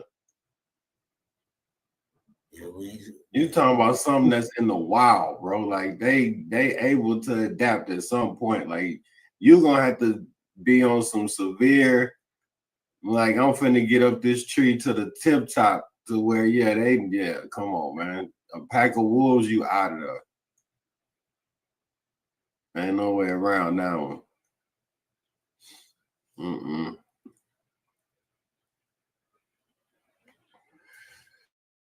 Nah, dog. The Matthews fam. Shout out to you, my dog.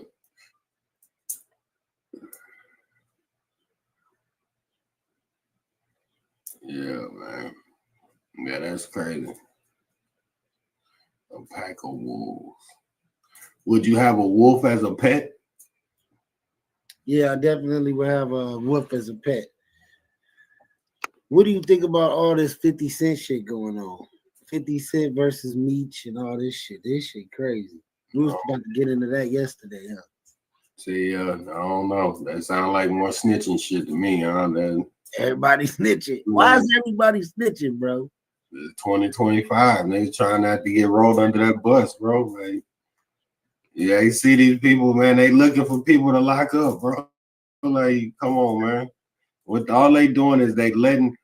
Okay, see, I be trying not to get into these type of situations. So what I feel is, think about it.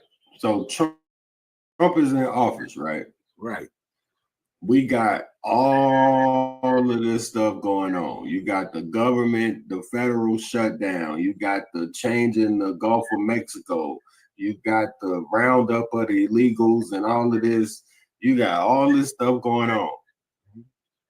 But all you hear about on the internet is people snitching because they know, okay, you letting out Big Meech and you know the paperwork and everything that go into it. So if I'm letting you out knowing that right now people checking paperwork, Like that is I don't. It is what it is. I ain't got no paperwork. I ain't been to jail, so I don't know none of that shit.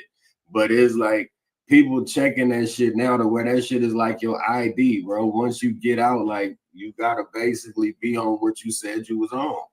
So once it get to the point to where you got snitching anywhere in that, like, come on, man, it's instant beef. Then now you getting known off of that instead of what originally we knew you for. Like now it's like the TV show, all that extra shit is like, come on, man. Like it was all a payday. The TV show kind of gave me vibes that at some point, somebody told.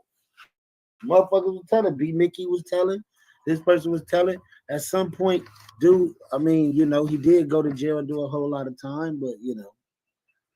But it still go back to like it's still the, you know what I'm saying, it's the smoke screen of what's really going on in the world, man. Because right. I mean, at the end of the day, bro, like it's a lot of other shit going on, and they just pushing the narrative of these rappers, aka, I mean, if you think about it, just black men in general, bro. Like it's Black History Month. You don't see nothing but niggas beefing and snitching on each other. Like, come on, man. Crazy. That's crazy. Like this whole month been based on people dissing each other. Like that we started with the Kendrick and now we got Meech and 50. Like, come on, man. Like that, this is how we finna end Black History Month. Y'all shitting on our history month. Well, we shitting on our own history month. Yeah. Like black people, man, we so lost with the sauce, we ain't even really really seeing the big picture of how we make ourselves look. Yeah, man, that's crazy, bro. Well, we ain't condoning that. We ain't beefing with nobody on the internet. Unfortunately, a lot of the stuff that we cover is a lot of bullshit, but that's where you come here for. I mean, yeah, we're not gonna give you the sugar-coated, watered down just to get your clicks type answers, bro. Like you came for a real deal, legitimate answer. And then, hey, I mean, you get in the comments, hey, if you feel differently, we could gladly talk about it. Like, I mean, hey, man, I'm with it. You see what's all on my timeline, though. It's a mixture. You know, you got the biggest mapping mistake of all time. You got Tupac murder will be solved. That's dope. Reggie Wright Jr., you are scared. We know that. Diddy lawyer quits after. Hey, dun dun dun. Hey, how y'all doing? What's up? What's up? What's up? First of all, I would like to give my condolences to Biggie Smalls' mama. Rest in peace, Miss Wallace. Honey, she passed away at 72 years old. And honey, don't you think I'm not connecting the dots, girl? You know, Biggie Smalls' mom last wish was to get Diddy what he deserved. She wanted to. She did say that. She said she can't wait to see Diddy before she dies. So she slapped the shit out of him. Hey, okay, I get all of that. We can't breeze over the fact that she pulled that fan out. Oh yeah. Yeah, hey, what's the lady? What's the name? The Messy Shout out to Messy Sweet Spot. Hey, that was. Hey, her whole intro is definitely different, and that fan, yeah, keep the fan on. You need to, because that shit caught me off guard, and I will never forget you and that little fan in the intro. So you need to market that. All right, what you want to get into? Suge Knight says Dr. Dre is gay, and finally reveal why he took his baby mama. Or do we go talk about conversations with a real alien?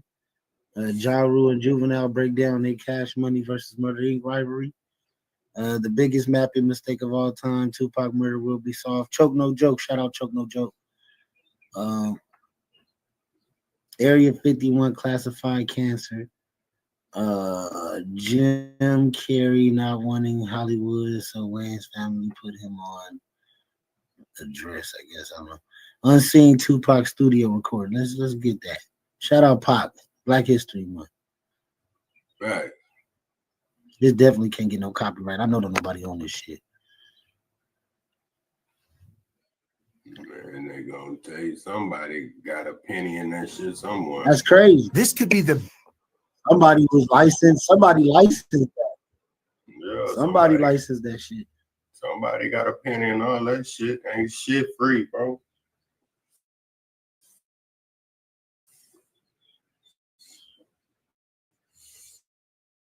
Ain't shit.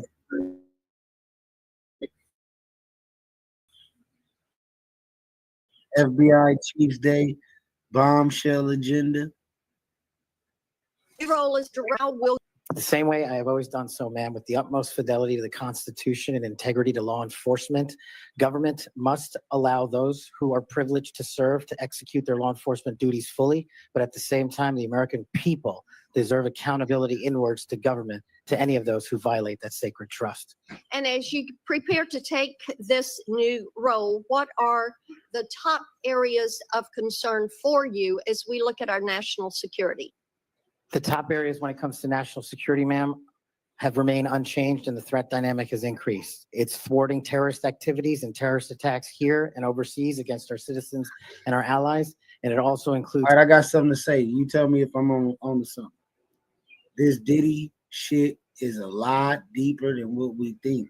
And I think it's part of the reason why half of the FBI is being fired, because a lot of these motherfuckers was in on it. A lot of this shit, it all's connected. So I feel like what Trump is doing is like, we got to rinse this shit. We got to get these people up out of here, and we got to do it quietly in a way where we don't uproar the people, because a lot of fucked up shit didn't happen. Y'all done did a lot of fucked up shit. We gotta get rid of y'all. What you think, Nash?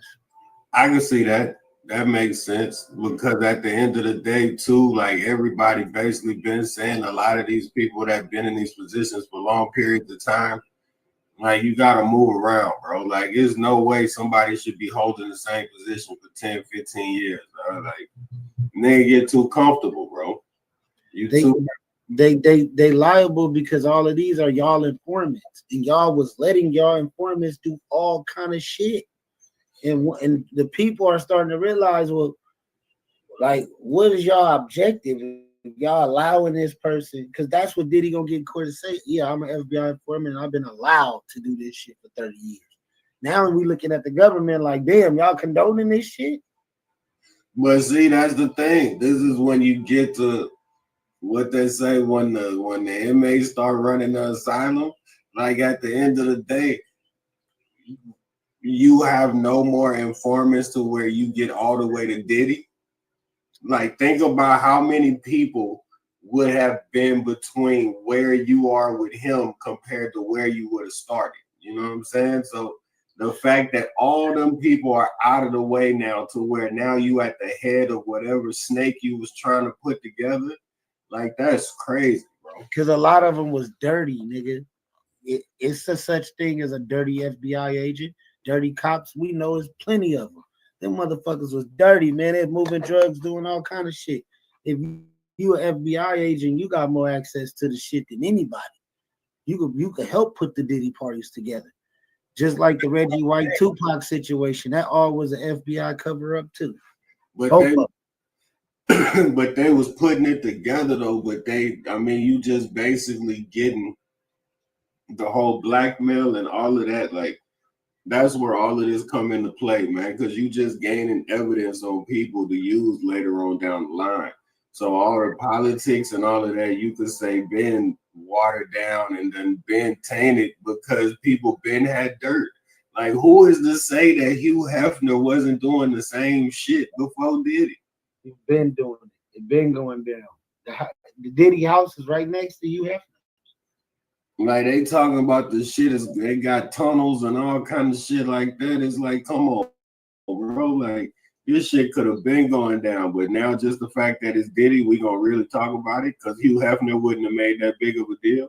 You never heard of the Bunny Ranch out in Las Vegas? Yeah. Yeah. That's my case.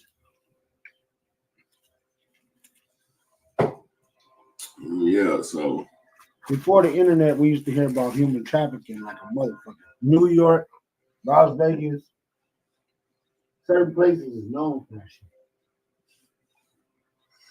Yeah, man. So, yeah, that's why I don't think I really got too far into this Diddy situation because, yeah, man, there's been plenty of other races that's been doing the same shit, man, for way longer.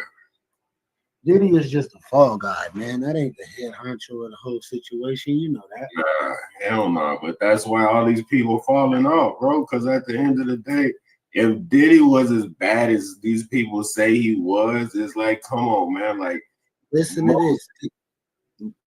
When Diddy got caught, judges quit their jobs, lawyers, all kind of motherfuckers, doctors, all had and moved out the country. This been going on for 30 years, nigga. This shit is way deeper than what you think. That's shit. It can't be deeper than what I think, because this motherfucker, I know it's a gang of bullshit going on. You got to think about this. You're not thinking about the rituals. Y'all thinking about it just straight. Now let's think about the whole what it represents. It's right in front of our face. Yeah, these niggas is worshiping the devil. They doing all the shit that we've been saying they've been doing. Here's the proof. They outing themselves like, yeah, we all with this. And that's why when they were doing it, they didn't feel like they were doing nothing wrong because they're doing it all under the same rituals and shit. You get what I'm saying? Yeah. Yep. That's just how all of them get in. So really, they just outing themselves. You know what I'm saying? Yeah, man. Yeah. I don't know, man. I feel like, hey, man, if Diddy ain't legitimately do nothing, man, free Diddy, bro. But free Diddy. I mean, Diddy just cracking open the egg right now, and history is being made, and we not even really paying attention to it. We focused on, oh, he did this, did that, but we not following the money. Really focused on the people involved, who he was in business with, and who was all a part of this shit. If he was an FBI informant, then the FBI knew what was going on the whole fucking time. And they've been that way, and they was putting the plays together. So that's what I'm saying. Like, this shit is, granted, is more than the face value, but at the end of the day, that ain't what most people want to hear. Most people want the bullshit. So until they start dropping like well-known names that everybody could catch on and really try to run with, nobody gonna really care about it, bro, until they let them drop a fucking major pastor or some shit like that. Like, oh yeah, they running with that, bro. So I think Diddy was like the head of the booty rooms, like the head of like introducing people into the rituals. He the one, Flavor Camp. I think he really was the one that get them to sell their soul. My name was on some customer service type shit. Yep. He the one, like, all right, we signed you. Now you got to go stay with Diddy for a little while. And when you come back, you need to go stay with Clive Davis for a little while. Yeah. All the weirdos. That's crazy. My nigga was a customer service rep. Like, look here, dog. Like, we got this shit going on, man. Like, look. Yo. Like, that's crazy. Oh, you got a new phone? All right. I loaded this motherfucker. I went out with my friends. They see me out to eat. We got drugs. Oh, wow. I'm right here talking to D Class. We live on YouTube. See? Uh-oh. We can hear you. I had to bring my ass home. Say what's up, CC. Say what's up to the podcast. Goddamn CC.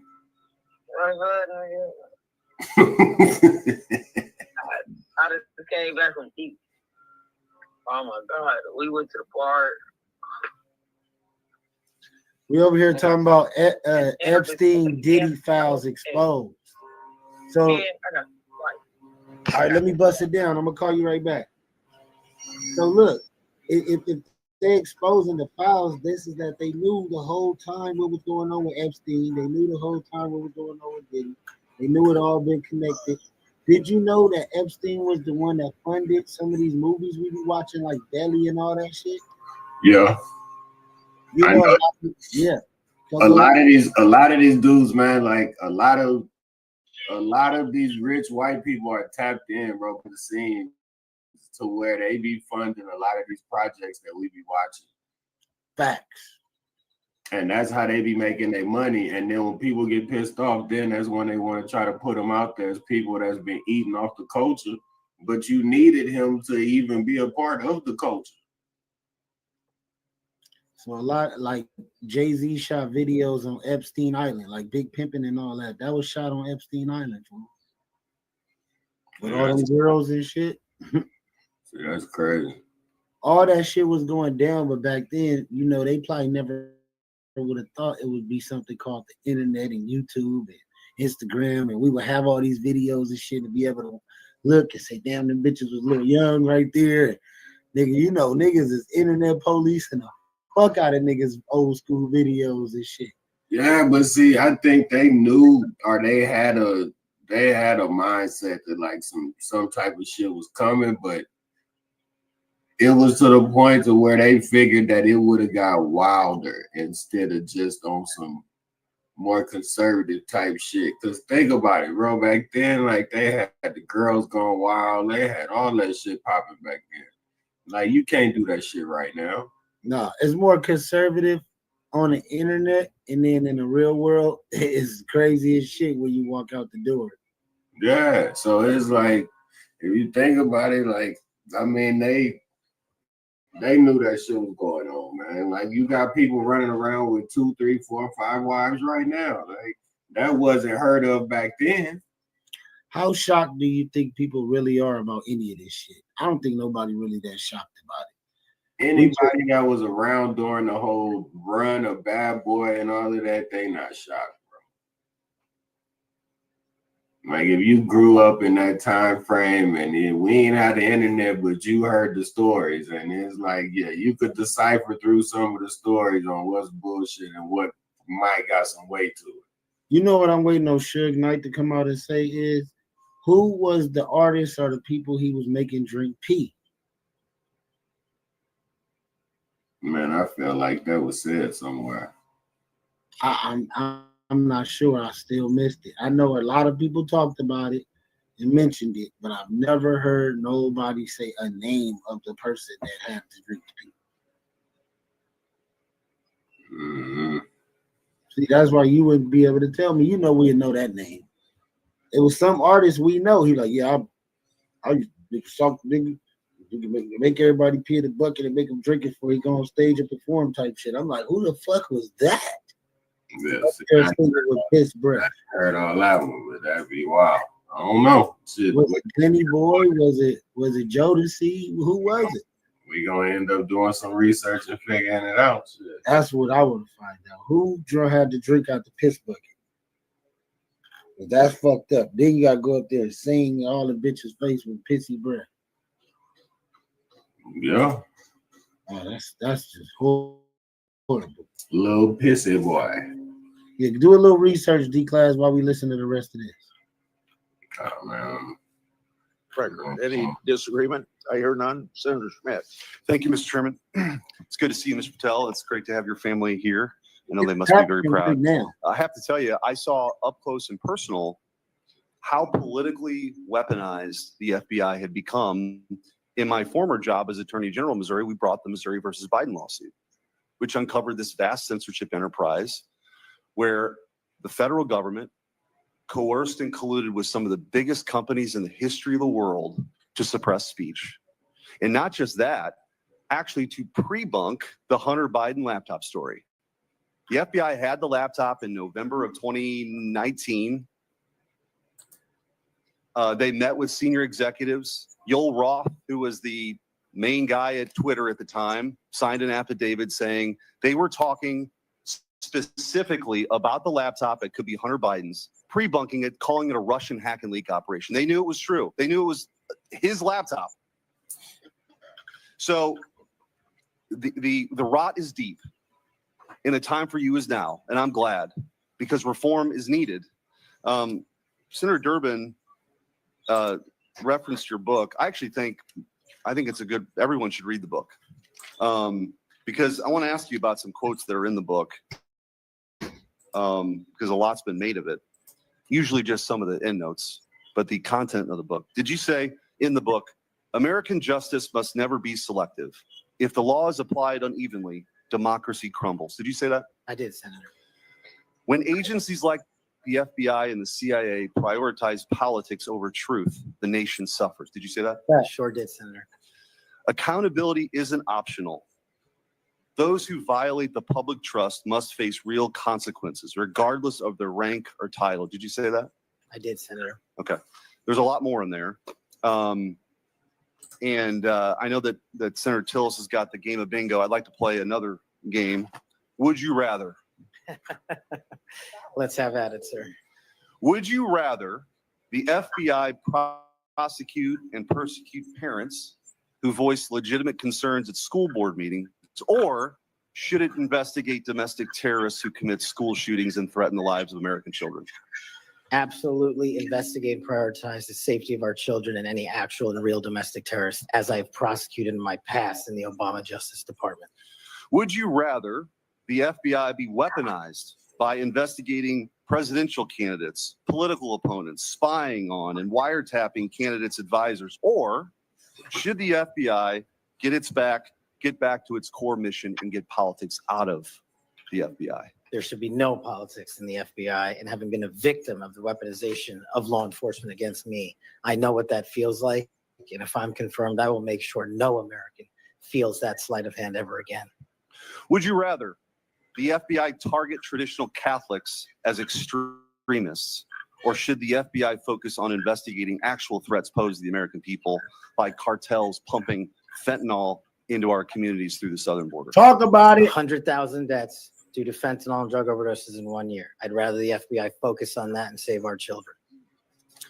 Would you rather the FBI ignore when thugs threaten to harm and plot against Supreme Court justices, or should the FBI actually investigate that and get to the bottom of it? So glad you brought that up, Senator. This body passed a law to protect our justices of the peace, including the Supreme Court, and every single justice of the peace deserves that enforcement of that law so they can do their duty. Would you rather the FBI pressure social media companies into censoring conservative viewpoints, or should it focus on what the FBI should get back to, which is investigating interstate crimes that threaten the well-being of Americans? No censorship. Let's focus on investigating interstate crimes. Would you rather the FBI raid the home of a former president and chief political rival, going through the First Lady's personal belongings, spreading out documents on the floor staged, or should it raid the homes of terrorists who seek to harm citizens? Let's let our men and women in law enforcement kick down the doors of terrorists and narco traffickers and pedophiles and put those people in prison where they belong. So, I mean, I could go on and on. But let me tell you what I think's really going on here. What I think's going on here is that the folks on the other side can't actually believe and can't come to grips that they're in this position right now, that they're in the minority and that President Trump is back in office. Because what they did was, after he was out of office, they tried to destroy him. They tried to financially ruin him and his family. They tried to intimidate him. They tried to throw him in jail for the rest of his life. They tried to demonize half the opening and closing argument for the life. What you think about this, man? Yeah, I knew somehow they was gonna get back to old Trumpy. You know, Trump is cleaning up a mess that's probably been going on for the last 50 years. Like at some point, it has to happen. And they got a clean house. It's been dirty so long that it's piling up to the ceiling. And they starting to release all these documents about Martin Luther King and this, that, and this. And why? Did you see that? The FBI documents about Martin Luther King? Nah. You gotta check that out. There's so much going on right now, and you're right. Like they got so much propaganda going on, mixed in with the real shit, that you so confused you don't really know what's going on. America is on high alert. Trump declares emergency. And then we damn near about to go to war. It might be World War III cracking off all at the same time. I heard Trump talking shit about China or some shit or this, that, and that. I don't know. You're trying to be cool with Russia and go against China. He said the president of Ukraine is the one that started the war with Russia. He ain't fucking with him, talk bad about him. Like everything that everybody else was doing, Trump's like, nah, this the truth right here. That motherfucker's a liar. We've been giving you all our money. You started this fucking war. We ain't helping you no more. Russia about to come take over your country. There's a lot going on right now. Trump, it's hard to be like, well, if this man is the bad guy, why is he undoing everything y'all did? Why is he changing all this shit? Why is he firing all these people?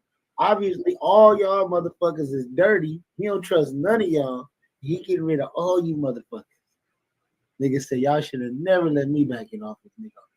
All them motherfuckers gotta go. I want all them gone. We could have changed these rules, changed these laws.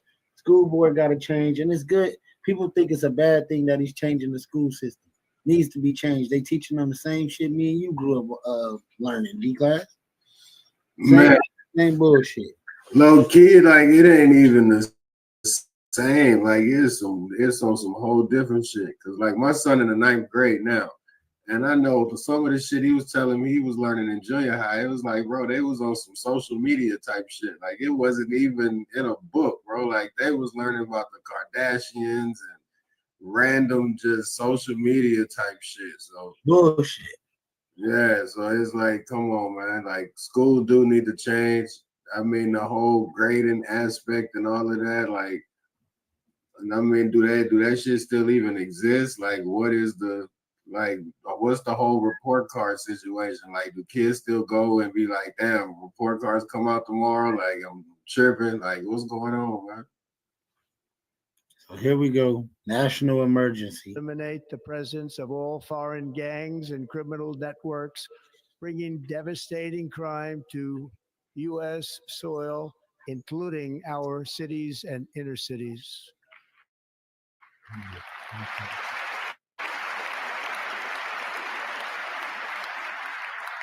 As Commander-in-Chief, I have no higher responsibility than to defend our country from threats and invasions, and that is exactly what I am going to do. We will do it at a level that nobody's ever seen before.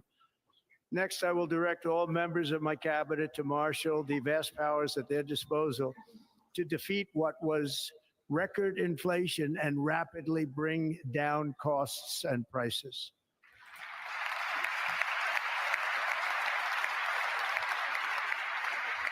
The inflation crisis was caused by massive overspending and escalating energy prices, and that is why today I will also declare a national energy emergency.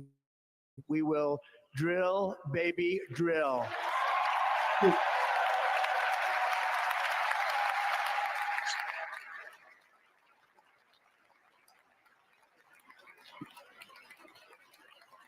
You got to think about this. Up until now with Trump, with the immigration shit going on and letting certain, groups come into this country and take over and do a lot of what they're doing, nobody even act like there was a fucking problem.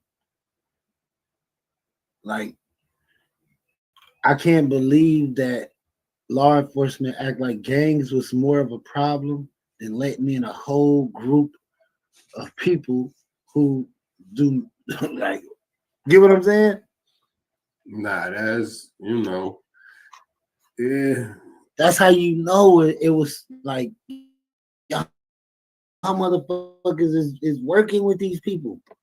Y'all let them in the country. Y'all letting them do this. Y'all letting them do that because y'all, at the end of the day, it's funded. It's all a plan. Ain't nothing happening for no reason. You get what I'm saying? Just like the crack. Everything has a purpose. Everything. We learned it from the crack era. If we didn't figure it out from the crack era, now that it died down, this ain't nothing but the next step, the next step, and the next step. And if you go outside and drive down the street, you see what I'm talking about.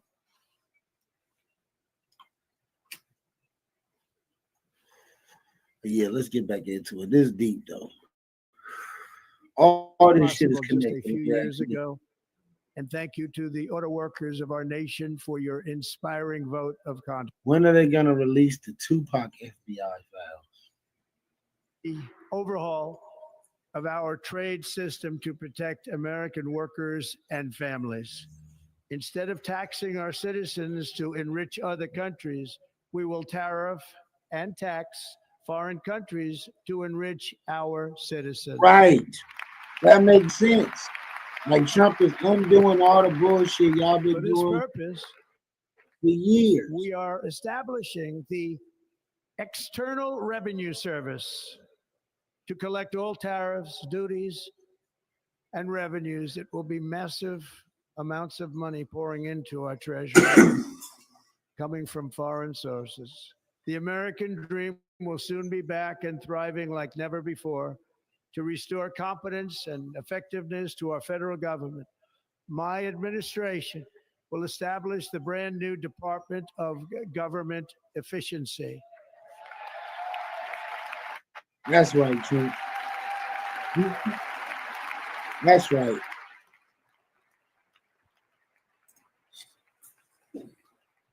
After years and years of illegal and unconstitutional federal efforts to restrict free expression, I will also sign an executive order to immediately stop all government censorship and bring back free speech to America. Let's go. We can say faggot again. I'm gonna be the first one to do it today on YouTube, nigga. Fuck y'all.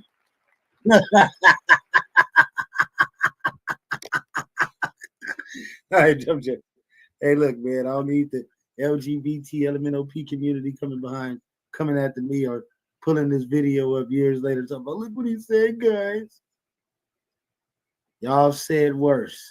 I'm staying behind it. I said it, motherfucker. Now what? Just know it did not come from this guy. D-Class, you're in on it too. No, I'm not. No, but look, free speech need to come back. We need to be able to say what the fuck we want to. You can't come after us because we speak in our mind. We don't have to feel the fucking way you feel. We are not forced to respect you, motherfucker. We don't have to respect these people, man. If we don't want to, we don't got to. You can't force people to do shit. Let people have their opinion. That's the great thing about what God did when he made everybody individual. Now, y'all want everybody to agree with everything. This country was becoming like Nazi town. It was becoming one of them places where if you say this, your ass gonna go to jail. You do this, your ass gonna go to jail. You do this.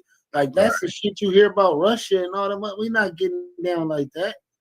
Trump is like, nope, we're not doing that shit. That's why America is the land of the free. But nobody ever felt free. If Trump get to do what the fuck he's supposed to do, then we'll feel free again. Niggas will be able to say the F-bomb. Good. So when you do your edits, you need to have the Star Spangled Banner playing in the background. Dun, dun, dun, dun, dun, dun, dun, dun, dun, dun, dun. Yeah. I'm serious though, man. This country, man, is going to shit.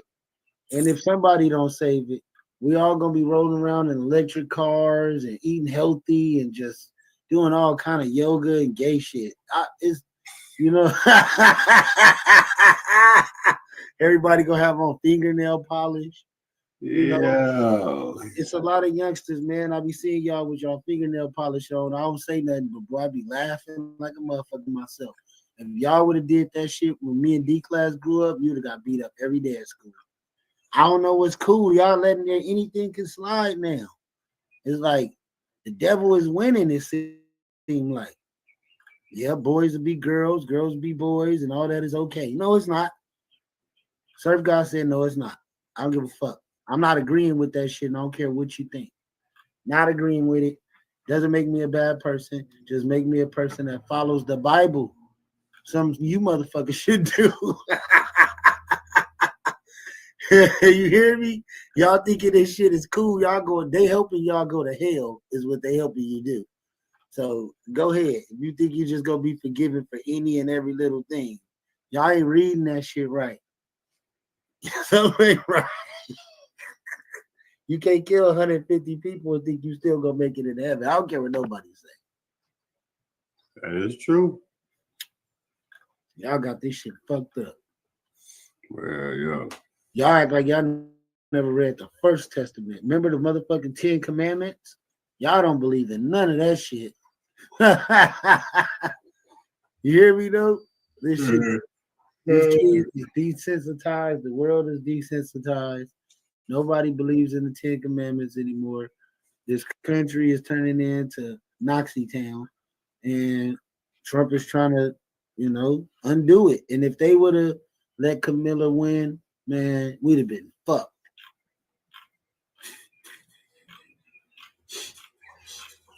Anybody who voted for her, you a total idiot.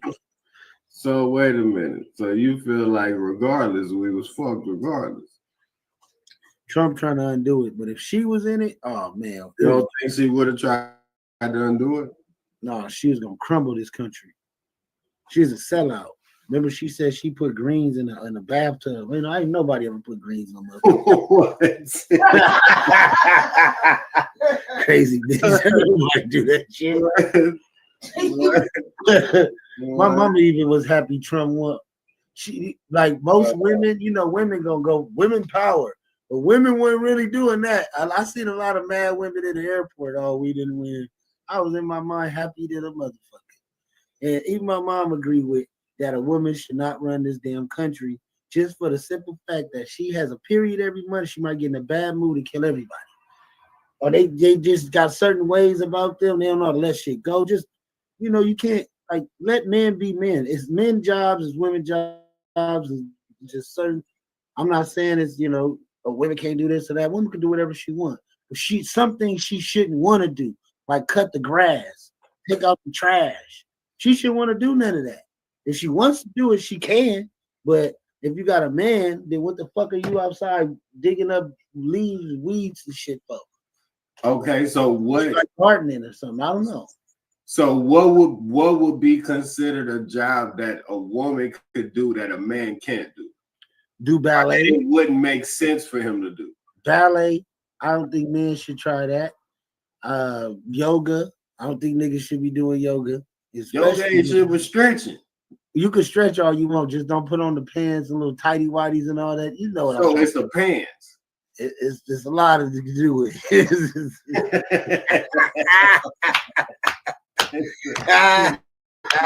No man should be out stretching and shit in public. First of all, hey, you should be doing that in the comfort of your own home. So you look, wear them little tight jaws. Don't let nobody see you. So look, that go our first sponsorship right there. Yoga companies tap in. Tap in. We'll tell y'all how to shit. That way we can get surf at the yoga session. All right. What's a job that women can do that men shouldn't do? Strip. I don't think niggas should be on poles stripping and doing all that. Well, I mean, women are way better strippers. You shouldn't. Shit. I mean, I would hope so. But shit, at one point in your life, you wanted to be a stripper. Yeah, every man wanted to be a stripper. See what I'm saying? So why you gonna hate on the man that just followed his dreams? You ask me a question, just let me answer. Tennis. I think tennis is more for a woman. I don't think niggas should be out there playing no motherfucking tennis. Have you played tennis? Have you played though? No, I ain't never played tennis. I've tried, but it's more it's a lot of stretching and shit to do. Yeah. Oh, it ain't bad. All right, I got another one.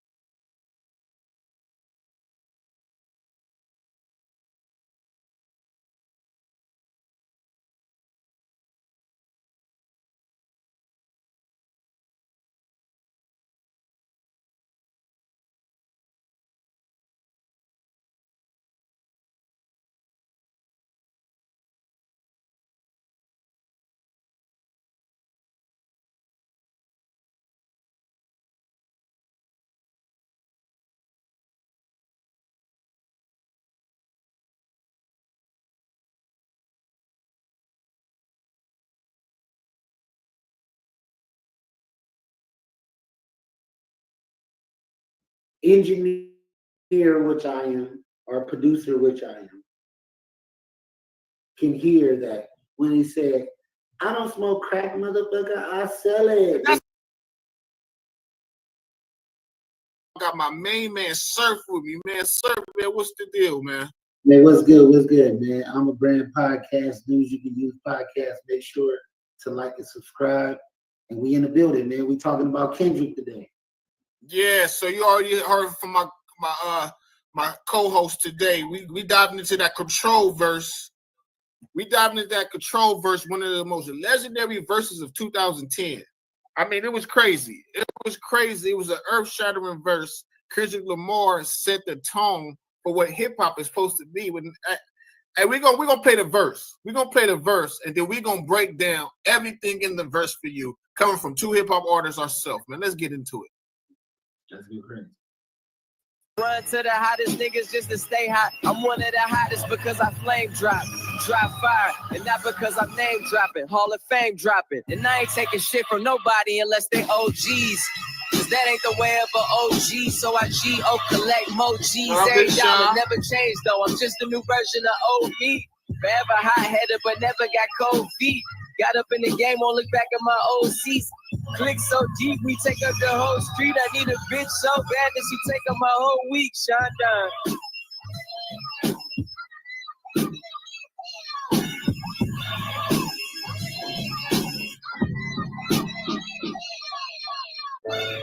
Miscellaneous minds, never explaining the minds. Waiting for my aliens to respond. Better than sin, thinking maybe when you get old, you realize I'm not gonna fold the demise. I don't smoke crack, motherfucker, I sell it. Everything I rap is a quarter piece to the melon. So if you help me relax, just relax and pop in my disc. Don't you copy the fucking pill, I'm a poppy, then give me this. Tell Flex to drop a bomb on this shit. So many bombs when the alarm like Vietnam on this shit. So many bombs, Big Farrakhan think that's a dime in this bitch. One at a time, I line them up and bomb on their mom when she watching the kids. I'm in a destruction mode if the gold exists. I'm in like the Pope, I'm a Muslim on poke. I'm Machiavelli's offspring, I'm the king of New York, king of the coast. One hand, I juggle them both. The juggernauts all in your juggler, you take me for jokes. Live in the basement, church pews and funeral faces. Cartier bracelets, for my women friends, I'm in Vegas. Who the fuck y'all thought it's supposed to be? If Phil Jackson came back, still no coaching me. I'm uncoachable, I'm unsociable. Fuck y'all clubs, fuck y'all bitches. Show Instagram, you got all these nuts. Got more dick up to your hiccup, my big homie corrupt. This the same flow that put the rap game on the crunch. Yes. I seen niggas transform like villain Decepticons. Molly's probably turn these niggas to fucking Lindsay Lohan.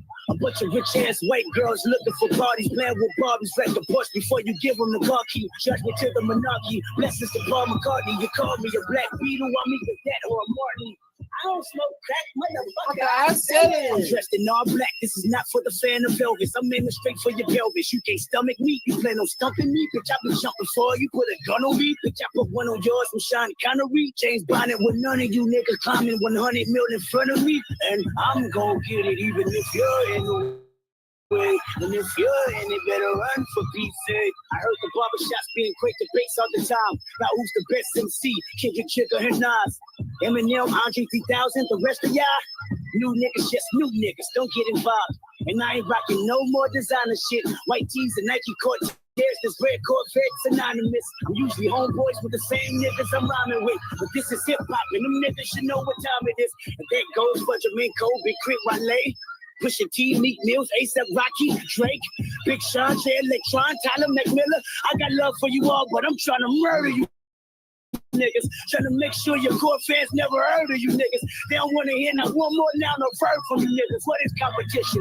I'm trying to raise the bar high. Who's trying to jump and get it? You're a better off to the skydive at the exit window with 5 G5s with $5 grand with your granddad as the pilot. He drunk as fuck trying to land with a handful of arthritis and popping prosthetic leg bumping pop in the cockpit. So the shit that pops in his head is an option of violence. Someone heard the stewardess said that your parachute is a latex condom hooked to a trail.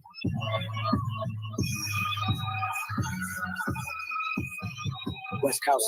You can check. Woo!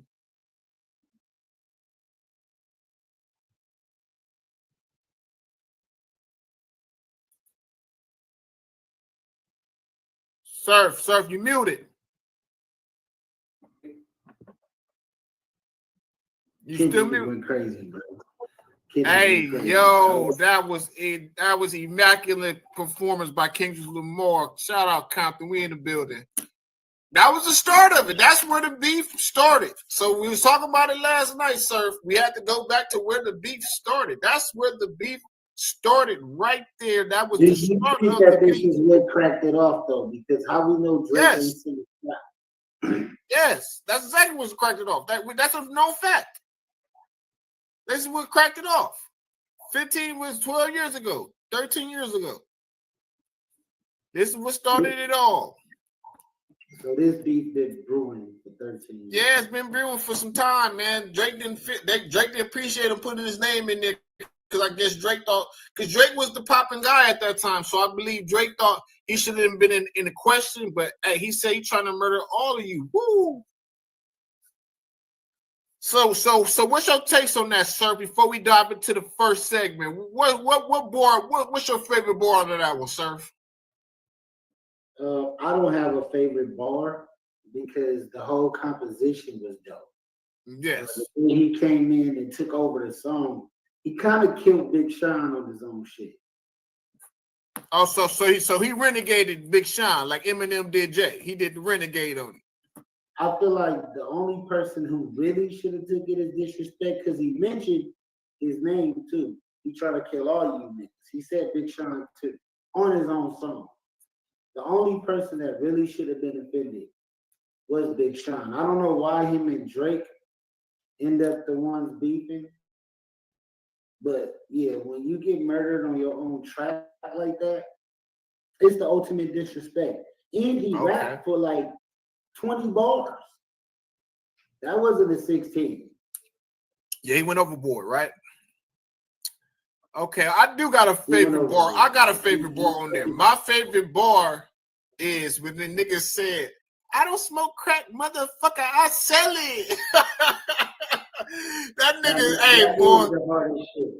That nigga said, "I don't smoke crack, motherfucker, I sell it." That's my favorite bar, boy. Hey, that was a bar of bars. It's a movie. I think that's from a movie or something. He got that from somewhere, but the way he said it was funny as hell. Because it's a double entendre, and it means that his shit is dope. He's selling his bars as dope packs, but it's for the street term too. So it was you know, I'm a rapper, so I like that double entendre he threw on there. That was nice. This is a nice start of episode 1 that we diving into some real hip hop. So we're gonna dive into the first segment. We're gonna break down everything bar for bar. Not every bar, but we're gonna break down the most significant bars. We're gonna break them down bar for bar. Let's dive right into it, people.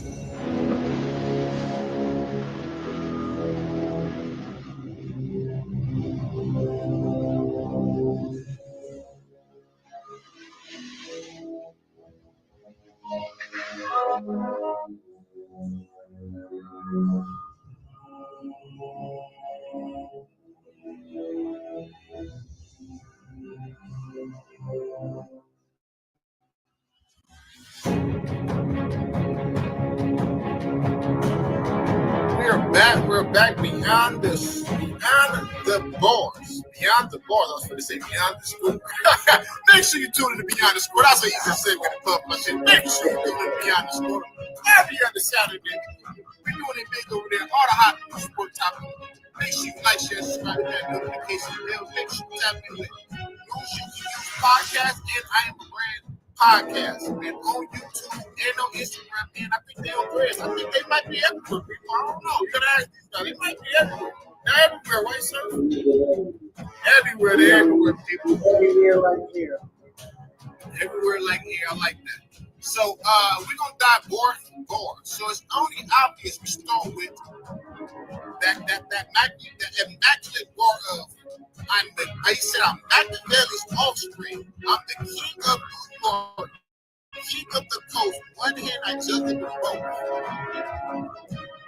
I'm talking about that boy talking that talk. He basically said that he is the son of Tupac, but he still got the core hip hop elements from New York. and he still got that West Coast flavor, and he's figuring out how to juggle them both. See, you gotta wake up, people. That's a bar, because the way he broke it down is he claims he can run New York and Cali and the West Coast in the same bar, and he could juggle it both. He could give you that G-Funk essence in the middle of rapping like he's from New York City with the bar play and the word play and all that, right? That's a shot at the coastal divide too, that we all know, East Coast versus West Coast. Now he's saying he ain't worrying about that because he knocking down the East Coast and he knocking down the West Coast. So, sir, what you think about that? I think that was a super dope bar for him to like, because you got to think about it. Who's hot on the East Coast right now? Oh, but we got to say at that time. Not now. We got to say at that time. At that time. At that time, there was some dudes. ASAP, he said them. ASAP was hot. I mean, you had A Boogie with the hoodie. I think he was around that time period, right? Troy Ave. Don't forget about Troy Ave. So yeah, you had some people. Bobby Shmurda. That's around that time, right? Bobby was killing it back then. Bobby was killing it back then. Okay, another backstory, because Corrupt, because he shouted out Corrupt in that song too. If you listen to that verse, he says something about Corrupt, right? But Corrupt said that he didn't mean it in the way they was thinking as King of New York. He was talking about the movie King of New York. The movie with I can't remember his name right now. The guy, I can't remember his name. Frank White, the King of New York.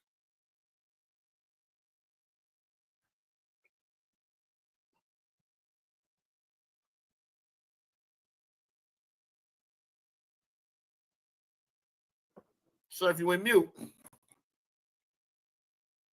Yeah, I remember that movie, The King of New York, was dope. Frank Yeah, White, so that's where Biggie got a lot of this shit from, right? Yeah.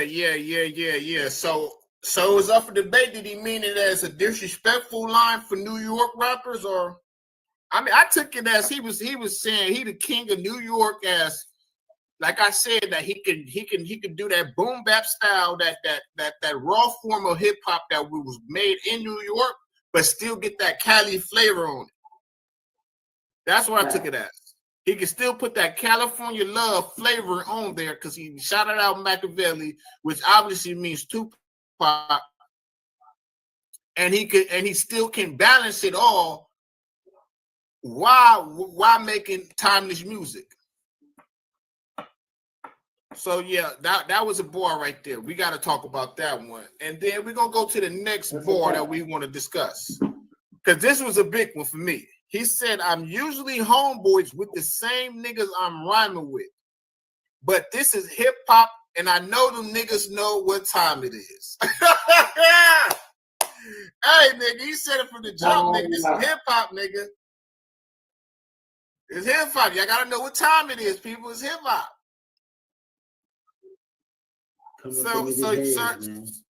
So, sir, do you think this was a turning point in that friendly get along rap that we all know people was doing at that time, to the point where this has got to be a friendly competition?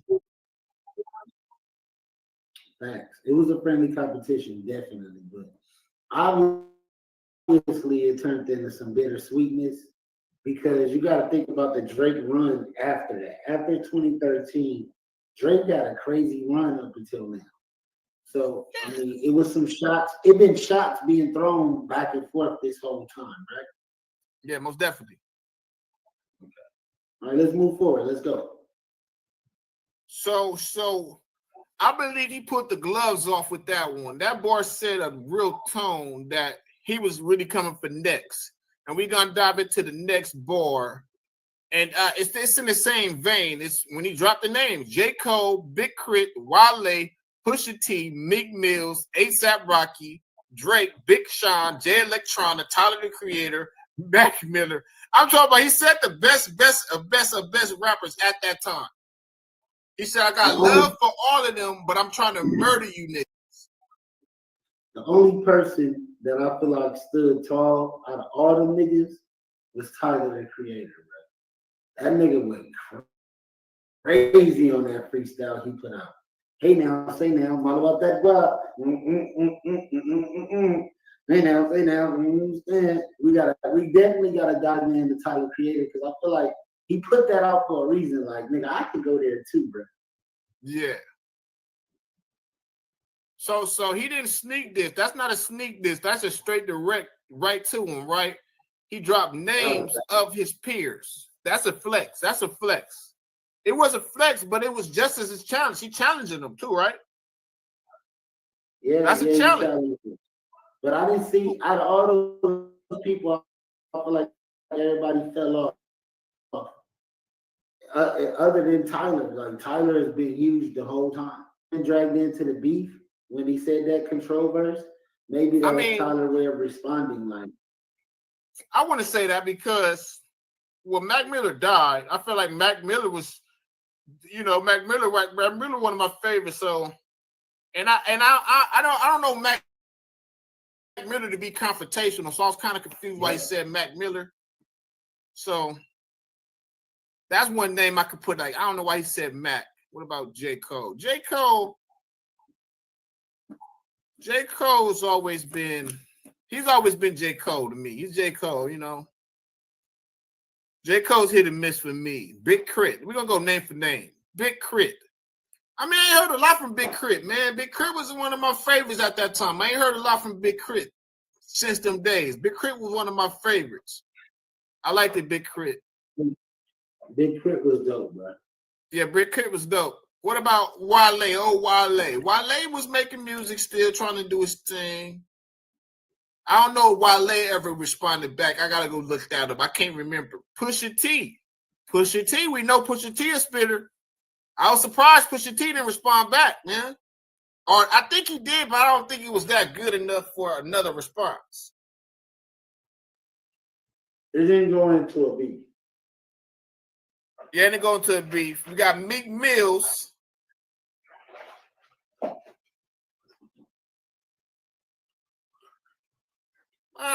Meek Mills is Meek Mills to me, man. He's like, Meek Mill's a halfway joke to me. Nothing against him. It just, Meek Mill's always been like a jokey joke to me.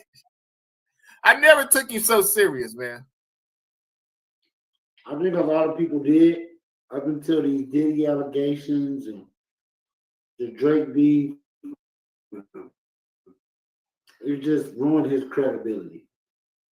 Yeah, most definitely. We got A$AP Rocky.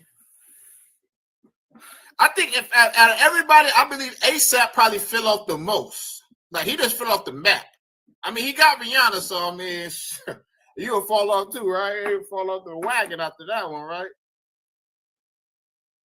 So yeah. Then you got Jay Electronica, who I ain't too familiar with. I know a few of his songs, but I'm not too familiar with Jay Electronica. I'm not too familiar with Jay Electronica. I guess he was on the song. He was on the song with him. He was on the song with him too. Jay Electronica was on the song too. He dissed Jay Electronica. So Jay Electronica had the song Exhibit A and Exhibit B, which was some of the dopest music ever. He ended up marrying Princess Diana's daughter. It kind of was like, I would say, blackballed out of the industry. But he did a lot of work with Kanye. Okay, I heard Exhibit A. Now I think about heard Exhibit A. I heard that before. Yeah, it's pretty dope. He was a writer for Kanye, though. Yeah, he's a writer for Kanye. All right, yeah. So Jay Electronica been doing this thing. Tyler, the Creator, I think Tyler, the Creator, and Drake most likely are the biggest. They had their biggest success after this. Drake, obviously, we know had his success. Tyler, the Creator, had multiple #1 albums, multiple Grammy Awards. Tyler's still doing his thing. He actually was at the Kendrick Lamar pop-out show. So you obviously see it mess up their relationship.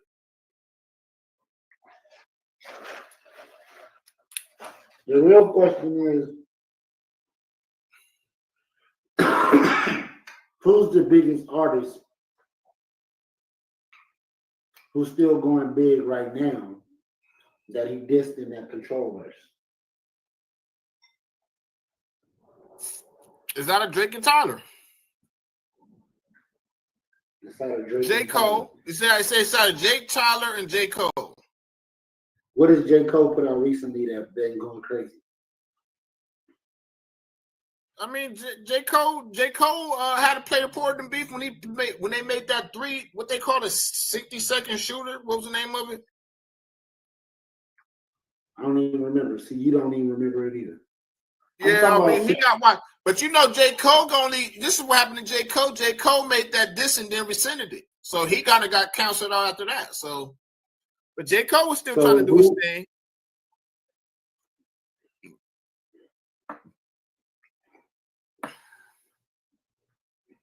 Jay was still trying to do his thing. J. Cole was still trying to be formidable. I don't see it.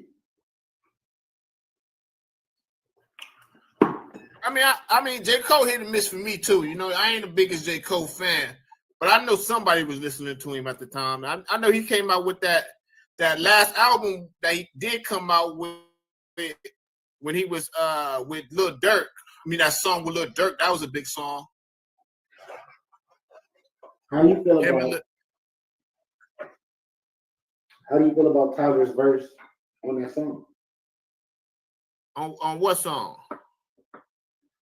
On the Pop Out. Oh, Tyler killed the Pop Out. Tyler had one of my favorite moments from the Pop Out. I liked it, that moment. Tyler had a moment like that crowd pop. That was a big crowd pop. That was when the crowd singing jump off stage. You know that he got a core fan base that really rock with him. Most definitely, you know he got a core fan base that really rocks with him and his movement, his music. He's like a cult classic, man. At this point in time, you know he's going in the pantheons of hip hop greats. No matter if you like him, like his antics, like his whatever his preferences is in life. I mean, dude can make that good music. He studied the craft. He makes music. I can say that he makes music, not just hip hop music. He makes music.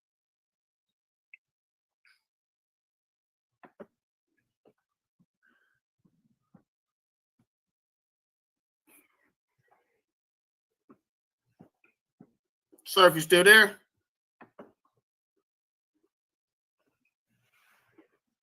He kind of broke up with you. So we're going to break down the last line. And I think this is the line people miss the most. It's this exactly what we just talked about when he said, I'm trying to make your core friends never heard of you niggas.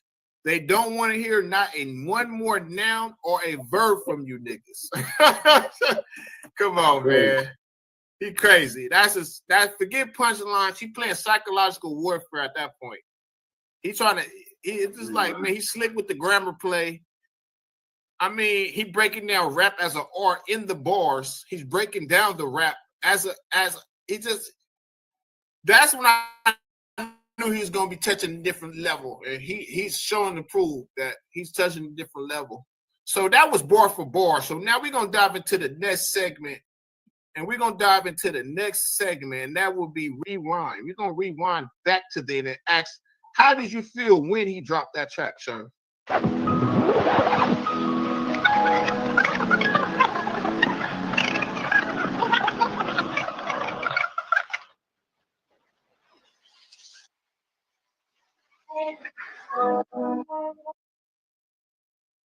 So yeah, we back.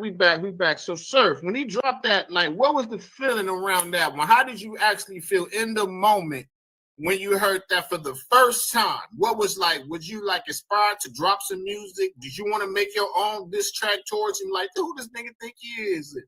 So what was the rewind to that time when you heard that track? What you think? What you thought about it? I think it was a great composition of music. I think it was well needed to shake things up. I think niggas was being a little too friendly at the time when hip hop is a competitive sport. And I feel like compatibility in music is always great. as long as the beefs don't linger out into the streets and turn into something ignorant, then, you know, going back and forth on music over tracks to see who's the better artist is dope. It's sad that a lot of artists didn't compete, and a lot of those artists fell off. My thing is, after all the smoke was clear, Tyler put out the song, the freestyle, and it was super dope. And he was referencing the situation. And when you look at who's the overall big artist, or who's somebody that people don't really want to go back and forth with, that's when you figure out who the greatest of all time is. Okay, well spoken, well spoken. So if I was to rewind when I first heard the track, I can remember I was hearing the buzz about it. And I was like, you know, I had to sit back and I said, let me go listen to this track. I listened to it the first time, and I honestly thought, like, is he serious? Like, is he really like, because it's like, we never like, he's like, he want to battle 10 rappers at once. I'm thinking like, because a lot of them dudes was formidable rappers at the time. I'm like, 10 rappers at once? I mean, I don't know. Is he biting more than he can bargain? Is he biting off more than he can chew? And then when none of them guys shot back, I was like, whoa, they really kind of scared because none of them really shot back. I'm like, damn, hold on. That was crazy. That was crazy, right? They knew, and he knew, that a lot of them have ghostwriters and that they not as talented as the world think they are. Yes. And when he challenged them to do something that's spontaneous as a rap battles are career ending. Some of these people has careers that's ended without rap battles, but imagine a Drake and Meek Mill situation. That was a wake up for a lot of people. People don't want to go through it. Yeah, that's a man. That, hey, look, hey, that could be a career maker or breaker, man. A real bad rap battle or a great moment in a rap battle can make your career break your career real fast. We know that. We know that. So I want to get another question in for you, Surf. If you was one of the guys he named, what you would, if a dude come out and name you like that, how you gonna take it and how you gonna deliver your style? What you gonna do about it? We can all talk about what they was gonna do. What would you do if you was in their shoes? I'd have went in front of wherever he grew up at and did a video in front of the house, his high school, and got a couple of his friends to tell some real stories about him and embarrass him as much as possible. So you would take that route?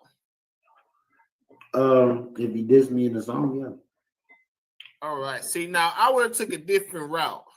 What route? If he would have dissed me, I would have really sat down, listened to it, and figured out if he was dissing me and how did he frame it. And I would have did it like a missile back at him. I would have rapped over the same beat, and I would have just sent it back at him like a nuclear, like right back at him. I'd have rapped over the control beat, that same beat. Huh? How you did the visual? You said I would have did no visual. That would have broke their mind up right there. No visual. Just all you. So they gotta go to the song and listen to it. They gotta go to my version. My bars would have been mediocre, but the video would have been shit. I would have tried to knock his head off. I would have tried to knock his head off lyrically, and I would just rap over the whole beat. Like I would have did the whole 7 minutes of the song. Just on him, like you feel me, just coming at him with shit. And I probably would have took some shots at Big Sean and Jay Electronica, to tell you the truth.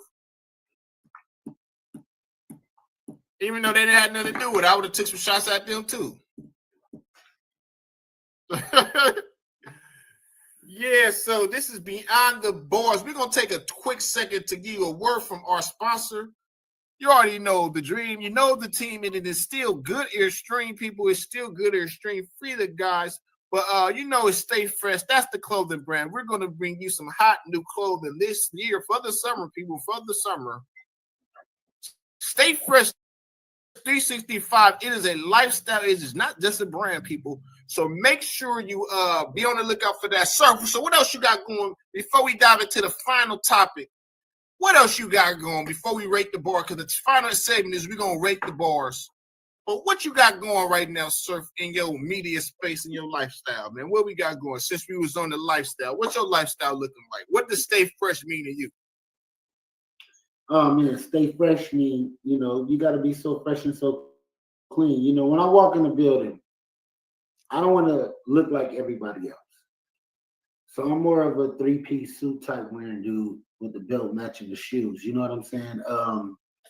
Okay. It's good to have on some nice cologne. Cologne is key. Matching colors together.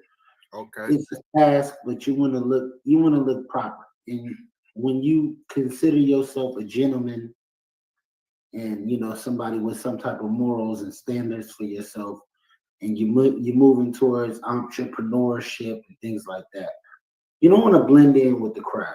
So you want to look like somebody people want to talk to. So when I step out, I'm normally not dressed like this. You'll catch me casually dressed or ready for business. And that's what Stay Fresh mean to me. Stay business ready and cigar lounge steady. You get what I'm saying? Yeah. I like that. I like that right there. Stay business ready and cigar lounge ready, baby. Steady. Yeah, you already know what Stay Fresh means to me. It is actually my lifestyle. Like, I live by that. You gotta stay fresh. And we just not even gonna talk about clothing. We're gonna talk about fresh concepts, a new fresh mind state. You gotta eat fresh. You gotta stop eating that processed food, the processed meat. It's about living healthy sometimes too, people. It's not always about clothing. Get you some good red wine. There's nothing wrong with a glass of red wine. You feel me? Keep it real player, man, and discreet, man, and keep it private, man. And you know the rest of it all happen. Keep you some H2O. Make sure you always drink that H2O. Just some water. Get some of that water in your system, some good H2O. Stop drinking them processed juice. And that what Stay Fresh means to me, man. It's more than just getting dressed. Of course, you know I stay tapered down. I might look a little rough right now, but you know you gotta stay tapered down. Shout out Slim Goody. Oh, Slim, the big Slim Goody, my neighborhood barber that saved me plenty times, called him Superman. He came in and saved the day plenty times. So it's a lifestyle. Like we said, Stay Fresh is a lifestyle. So we always want to stay fresh and want to keep that mind state of being fresh. And you know, eat some fruit, people. Ladies, eat some of that pineapple, man. Your man might come home a little bit happier. You feel me? So yeah. Shout out Good Ears, man. Free the guys, man. You already know the team. You know the dream. It is still. Hold on, people. It is still Good Ears Stream. It's still Good Ears Stream. So we're gonna dive into the last segment of Beyond the Bars. I keep wanting to say Beyond the Score for some reason.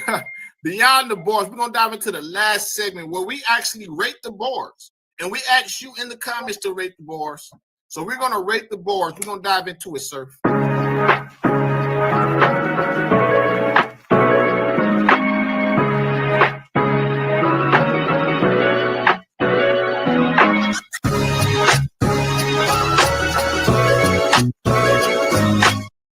We call this a little extra credit for you folks at home. Give y'all some homework. You know, we just took out a class, so we got to give y'all some homework, a little extra credit for y'all. We're going to rate the pen game. We're going to rate the pen game. I'm going to let, since Surf God is the honorary host today, I'm going to let Surf take the lead. Man, you rate the lyrical depth of that track. What you think about his lyrical depth on a 1 to 10 scale? What was the lyrical depth? 1 to 10, I'm going to give him a solid 7. It sounds freestylish. He went on for a while. It's like a Kanye West rap. You know, Kanye get the going and going and going. He said a couple of dope lines. I'm not sure what kind of recorder he is, but at some point he didn't punch in. Like he really went in, and that's where I give him a solid 7. A 10 to a 10. So 7 out of 10. All right. Surf got like one of the Russian judges, man. Surf got gonna be hard on you, man. Surf ain't taking no slack. Surf like a Russian judge. Surf. So what you rate his flow and delivery? The flow and the delivery. Flow and delivery. I'm gonna give the delivery an 8, and I'm gonna give the flow a 9. The reason I'm gonna give the flow an 8 is because it sound, like I said before, it sound freestyle. So it sound free where he can go where he wants. You know, I don't smoke crack, motherfucker. I sell it. And then he jumped into another style. And, you know, I could tell where he punched in at and where he pieced things together and this, that, and this. And this is why I'm giving him this, because if he would have just rapped all that shit all the way through, which probably would be impossible, it would have been even doper. But I know what I do in the studio. I don't know what a lot of other people do in the studio. When I go into a studio, I'm rapping 16s all the way through. I'm not cutting. I'm not doing no mumble rap. I'm not going in there piecing shit together or doing no punching. So I could tell where he cheated. Mm-hmm. So I'm gonna give it a solid 8. 9. I'm gonna give that to him because the breath technique, the breathing technique, but then there's cheating there because you're using punching. So I can't give you a solid 10. But I'm gonna say that the breathing technique towards the end where he wrapped that whole composition through was super dope. So that's how I feel about it. All right, so now we're gonna dive into the shock factor, man. What you give him with the shock factor of the track? The shock factor, 1 to 10. I don't think he really took a shot at them. He just mentioned their names. Like he didn't say anything personal. He didn't go crazy on them. I don't see why everybody got so, you know, that's why some people probably didn't respond. It was just letting them know that this is a competition. That's what I got. Okay. So what is the replay value of that track? The replay value. Is you still playing that today? I haven't heard the track since I heard the track. It's not something that I listen to on a daily basis. So overall, what would you give this track? In my judgment of what I would put it on my playlist to listen to on a daily basis, no, I wouldn't put it on my playlist. So all right. So now overall rated from 1 to 10. Where's the overall rating? Maybe like a 5. Surf is like the Russians today. Surf owns some shit today. Surf like the Russians.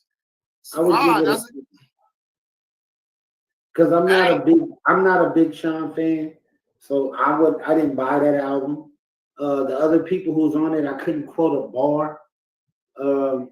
I couldn't quote a bar from Kendrick Lamar's composition because it didn't catch my attention like that. That's not the type of energy I was on. All right. So I'm gonna dive into it. With Lyrical Death, I'm gonna give him a 9. I'm gonna give him a 9 because it's because of the Machiavelli bars in the beginning. And we know, like, when he raps their names, it's not about being lyrical at that point. It's about naming names. So you can't even count that as he's not trying to be lyrical. But when he was trying to be lyrical, he was lyrical. So I'm going to give him a 9 on that one. 9 out of 10, because that was amazing. A few of them lines like, motherfucker, I'll sell it. That was a bar for me. I don't care. That's my favorite bar. I don't sell that. No, you feel like that was lyrical? Yes, that's a lyric. See, I don't care what people say. I'm not no nigga that's that's not the only lyrical shit, bro. That's what people get mixed up. They think you got to be musician, proficient, totician. That's grade school shit, man.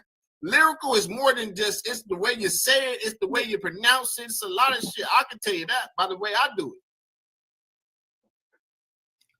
Lyrical ain't always. I'm a lyrical miracle, spiritual, chemical. Man, all that shit is bullshit to me, man. I don't like that shit. Cut that shit shut, man. That shit don't move me. If you say so. His flow and delivery on that one, I'm gonna get a flow of honest 8. I'm gonna get a delivery of 9.5. Wait. So a person don't have to be intelligent to be lyrical, is what you say. I mean, you could be intelligent and be lyrical. You could be intelligent and be weak. I mean, I don't. It's just like I'm not saying that all that is not even mean intelligence. I'm saying that shit don't make it lyrical. You can say a whole bunch of nothing. Yeah, you're right. You are right though. Yeah. You can do all that and say a whole bunch of nothing. I mean, being more specific or simple is dope. But if you do have some type of language, you do want to show that you know how to speak. Yeah, but people don't understand. Lyrical is the way you pronounce words too. The way you say it, your cadence. I'm a rapper's rapper, so I understand it's more than just words. It's the way you pronounce your words. I make words rhyme that don't rhyme. That's my favorite thing to do. The words usually you won't think rhyme. I can make them rhyme by the way I say the language. You know what I'm saying? Yeah. Sandwich, spanwich, language. It's all could be. It's you can combine some shit together and do your thing, man. Hey, the sandwich. I give you a 9 on that one. I get a lyrical. It's like when he was being lyrical, he was being lyrical. When he had to dumb it down, he dumbed it down. I fuck with the sandwich sandwich. So I give him an 8 on the flow, and I give his delivery a 9.5. Because that delivery, his breath control was incredible. His breathing control, and I don't think he punched in. I don't think he punched in like you. I don't think he did that. I think he spit that shit through. Because I know what type of rapper he is in his mind. I've never punched in a day in my life. I've never punched in a rhyme. I wasn't taught to rap that way. When I went through my process of artist development, I just wasn't taught that. The way I was taught to write was a lot different too. So I've never punched in my life. If anybody is a engineer, which I am, or a producer, which I am, can hear that when he said, "I don't smoke crack, motherfucker. I sell it." That's not the rap. That's not the rap though. That's not the rap. That's the intro. Of course we know that. I know that's not a punch in. You don't consider a punch in is when you're rapping and then it's like in the middle of the bar you stop and you get punched into me. What do we call that? A bridge? I call that a chorus. I call that like a mini chorus, a pre-chorus. See, that don't count. I'm talking about punching in on the verse. He didn't punch in on that verse. Of course he punched in on that part. Yeah, he did. I didn't see. He didn't punch in on that verse. Broken up part. I heard some broken up. Let's move forward. Let's go. I gotta go listen to it again because I didn't hear no punching in. I heard he had that controlled aggression to it.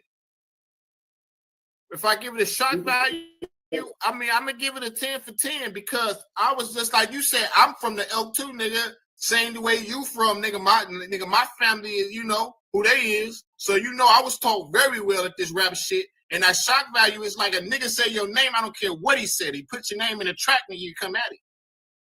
I don't care how he said it. He could have said, I like the way you did it. Nigga, no, nigga, it's rap, nigga. Nigga say your name, nigga, you got his front door. Nigga send a shot, you send it back. So I gotta give him a 10. I don't care if he said it and they felt like, oh, he didn't say that. Nigga say your name. That's the era I'm from. Nigga say your name, nigga, it's on and cracking. That's true. I mean, I gotta give him a 10. That's your opinion. Replay value, that's when I give it the lowest. It's not a good replay song. 6. I mean, we ain't playing that shit today. I'm just keeping it all the way real. We ain't playing that shit today, man. Nigga ain't playing that shit today. But Jordan and Kendrick music, I'm not playing today. Nigga ain't playing that today. So 6. Overall, I'm gonna rate the whole track. I get a track of 8. I give it an 8. You get an 8. It was a time and space. It was a time and moment. It was a time in the hip hop world. I mean, when this shit all explodes, and we talking about hip hop, that's going to be in the discussion of one of the moments of hip hop history. No matter you like Kendrick, no matter you dislike him, no matter you feel like this about him, you feel like that about him, that will be talked about for the eons and eons and eons of hip hop generations. When we dead and gone, when we not here no more, people still going to reference that. They still going to talk about that. So I give him an 8. It's a pivotal moment. It was a pivotal moment in the sport of hip hop. Yes, sir. It definitely was. And I feel like it flipped the spotlight back on lyricism, on competition, because people were saying hip hop was too friendly at that point. So I feel like he brought all that back. And I just feel like we needed that as rappers, as MCs. We needed that push. We needed that. And I feel like, especially what he did just now in 2024 to get us back out there as, nigga, we not no mumble rappers. We not just no singing, songy guys. No, nigga, we gonna push this narrative of trying to eclipse a bar standard that the greats have set. The Nas's, the Tupacs, nigga, the DMX's, the Jay-Z's, the Lil Wayne's. You feel me? Somebody gotta push the limit. I respect Kendrick for trying to get us back out there as a very serious art form, not no pushy, tushy. Pushy, tushy. That's what they rap now. Tushy, Nessie, like Drake do. Oh, one dance, I want to see you. Nah, nigga, we a serious art form, and we need to be respected. Facts, because hip hop is dying, and a lot of people ain't making money off rap, and it's crazy. Yes. And to be playing with our art form of music, and now it's not the main genre. Like it once was. Like it once was, yeah. All right, so make sure you tap in with the news you can use. All right, and make sure you tap in with Beyond the Score. All right, and make sure you tap in with I Am a Brand podcast. All right, people out there watching, make sure you like, share, and subscribe, and you hit that notification bell for all the new topics. And it is your turn now. What was the hardest bar in the verse? Leave it in the comments. And did we miss a line? Are y'all agreeing with our opinions? Was Surf God tripping when he gave it a 5? Was I too high on it when I gave it an 8? What y'all think about it? Was I too high when I gave it a 10? Like, let me know in the comments. But it was definitely a conversation starter. Yes, sir. All right, so we're gonna dive back into some more content next week. You already know, so we're gonna end it like this. We're gonna end it like this right here. And if you rock with this breakdown, I want to see you comment what you think we should, because we're doing Drake next week, and what Drake song we should break down next week. What lyrical Drake song we should break down next week? Or should it be another track? Should we just forget Drake and maybe do Murals by Lupe? That's one of my favorite tracks when Lupe ripped it. Oh, to me, that was a crazy track. Or what about any other track? Should we do some more gangster rap? Break down some gangster rap lyrics. So let me know in the comments. Make sure you like, share, and subscribe. Hit that notification bell. Hey, yo, Surf, man, shout out your Instagram and your YouTube channel one more time so they can't act like they forgot. You can check me out at the News You Can Use podcast, Big Surf Guy _ on Instagram, or you can go on YouTube, Reddit, Google, but download that Trapflix app immediately and go get the News You Can Use podcast exclusive. If you want behind the scenes, you can check us out on YouTube. We will be starting a Reddit account, so check that out. We got new music, podcasting, season 2 of Las Vegas Alleys, and more. Shout out everybody that's a part of the podcast. Shout out my boy Capo for having me. And let's go. Beyond the Bar. Yeah. We back in business, baby. Hey, you already know we're gonna be rocking real heavy this summer. It's our summer, man. So make sure you like, share, subscribe, and hit that notification bell. It's your boy. Turning to the new report now from the Pentagon about unidentified flying objects. There were hundreds of new reported sightings over the last year, and some the government still can't explain. Chief Global Affairs correspondent Martha Raddatz joins us with the details. It's quite the time.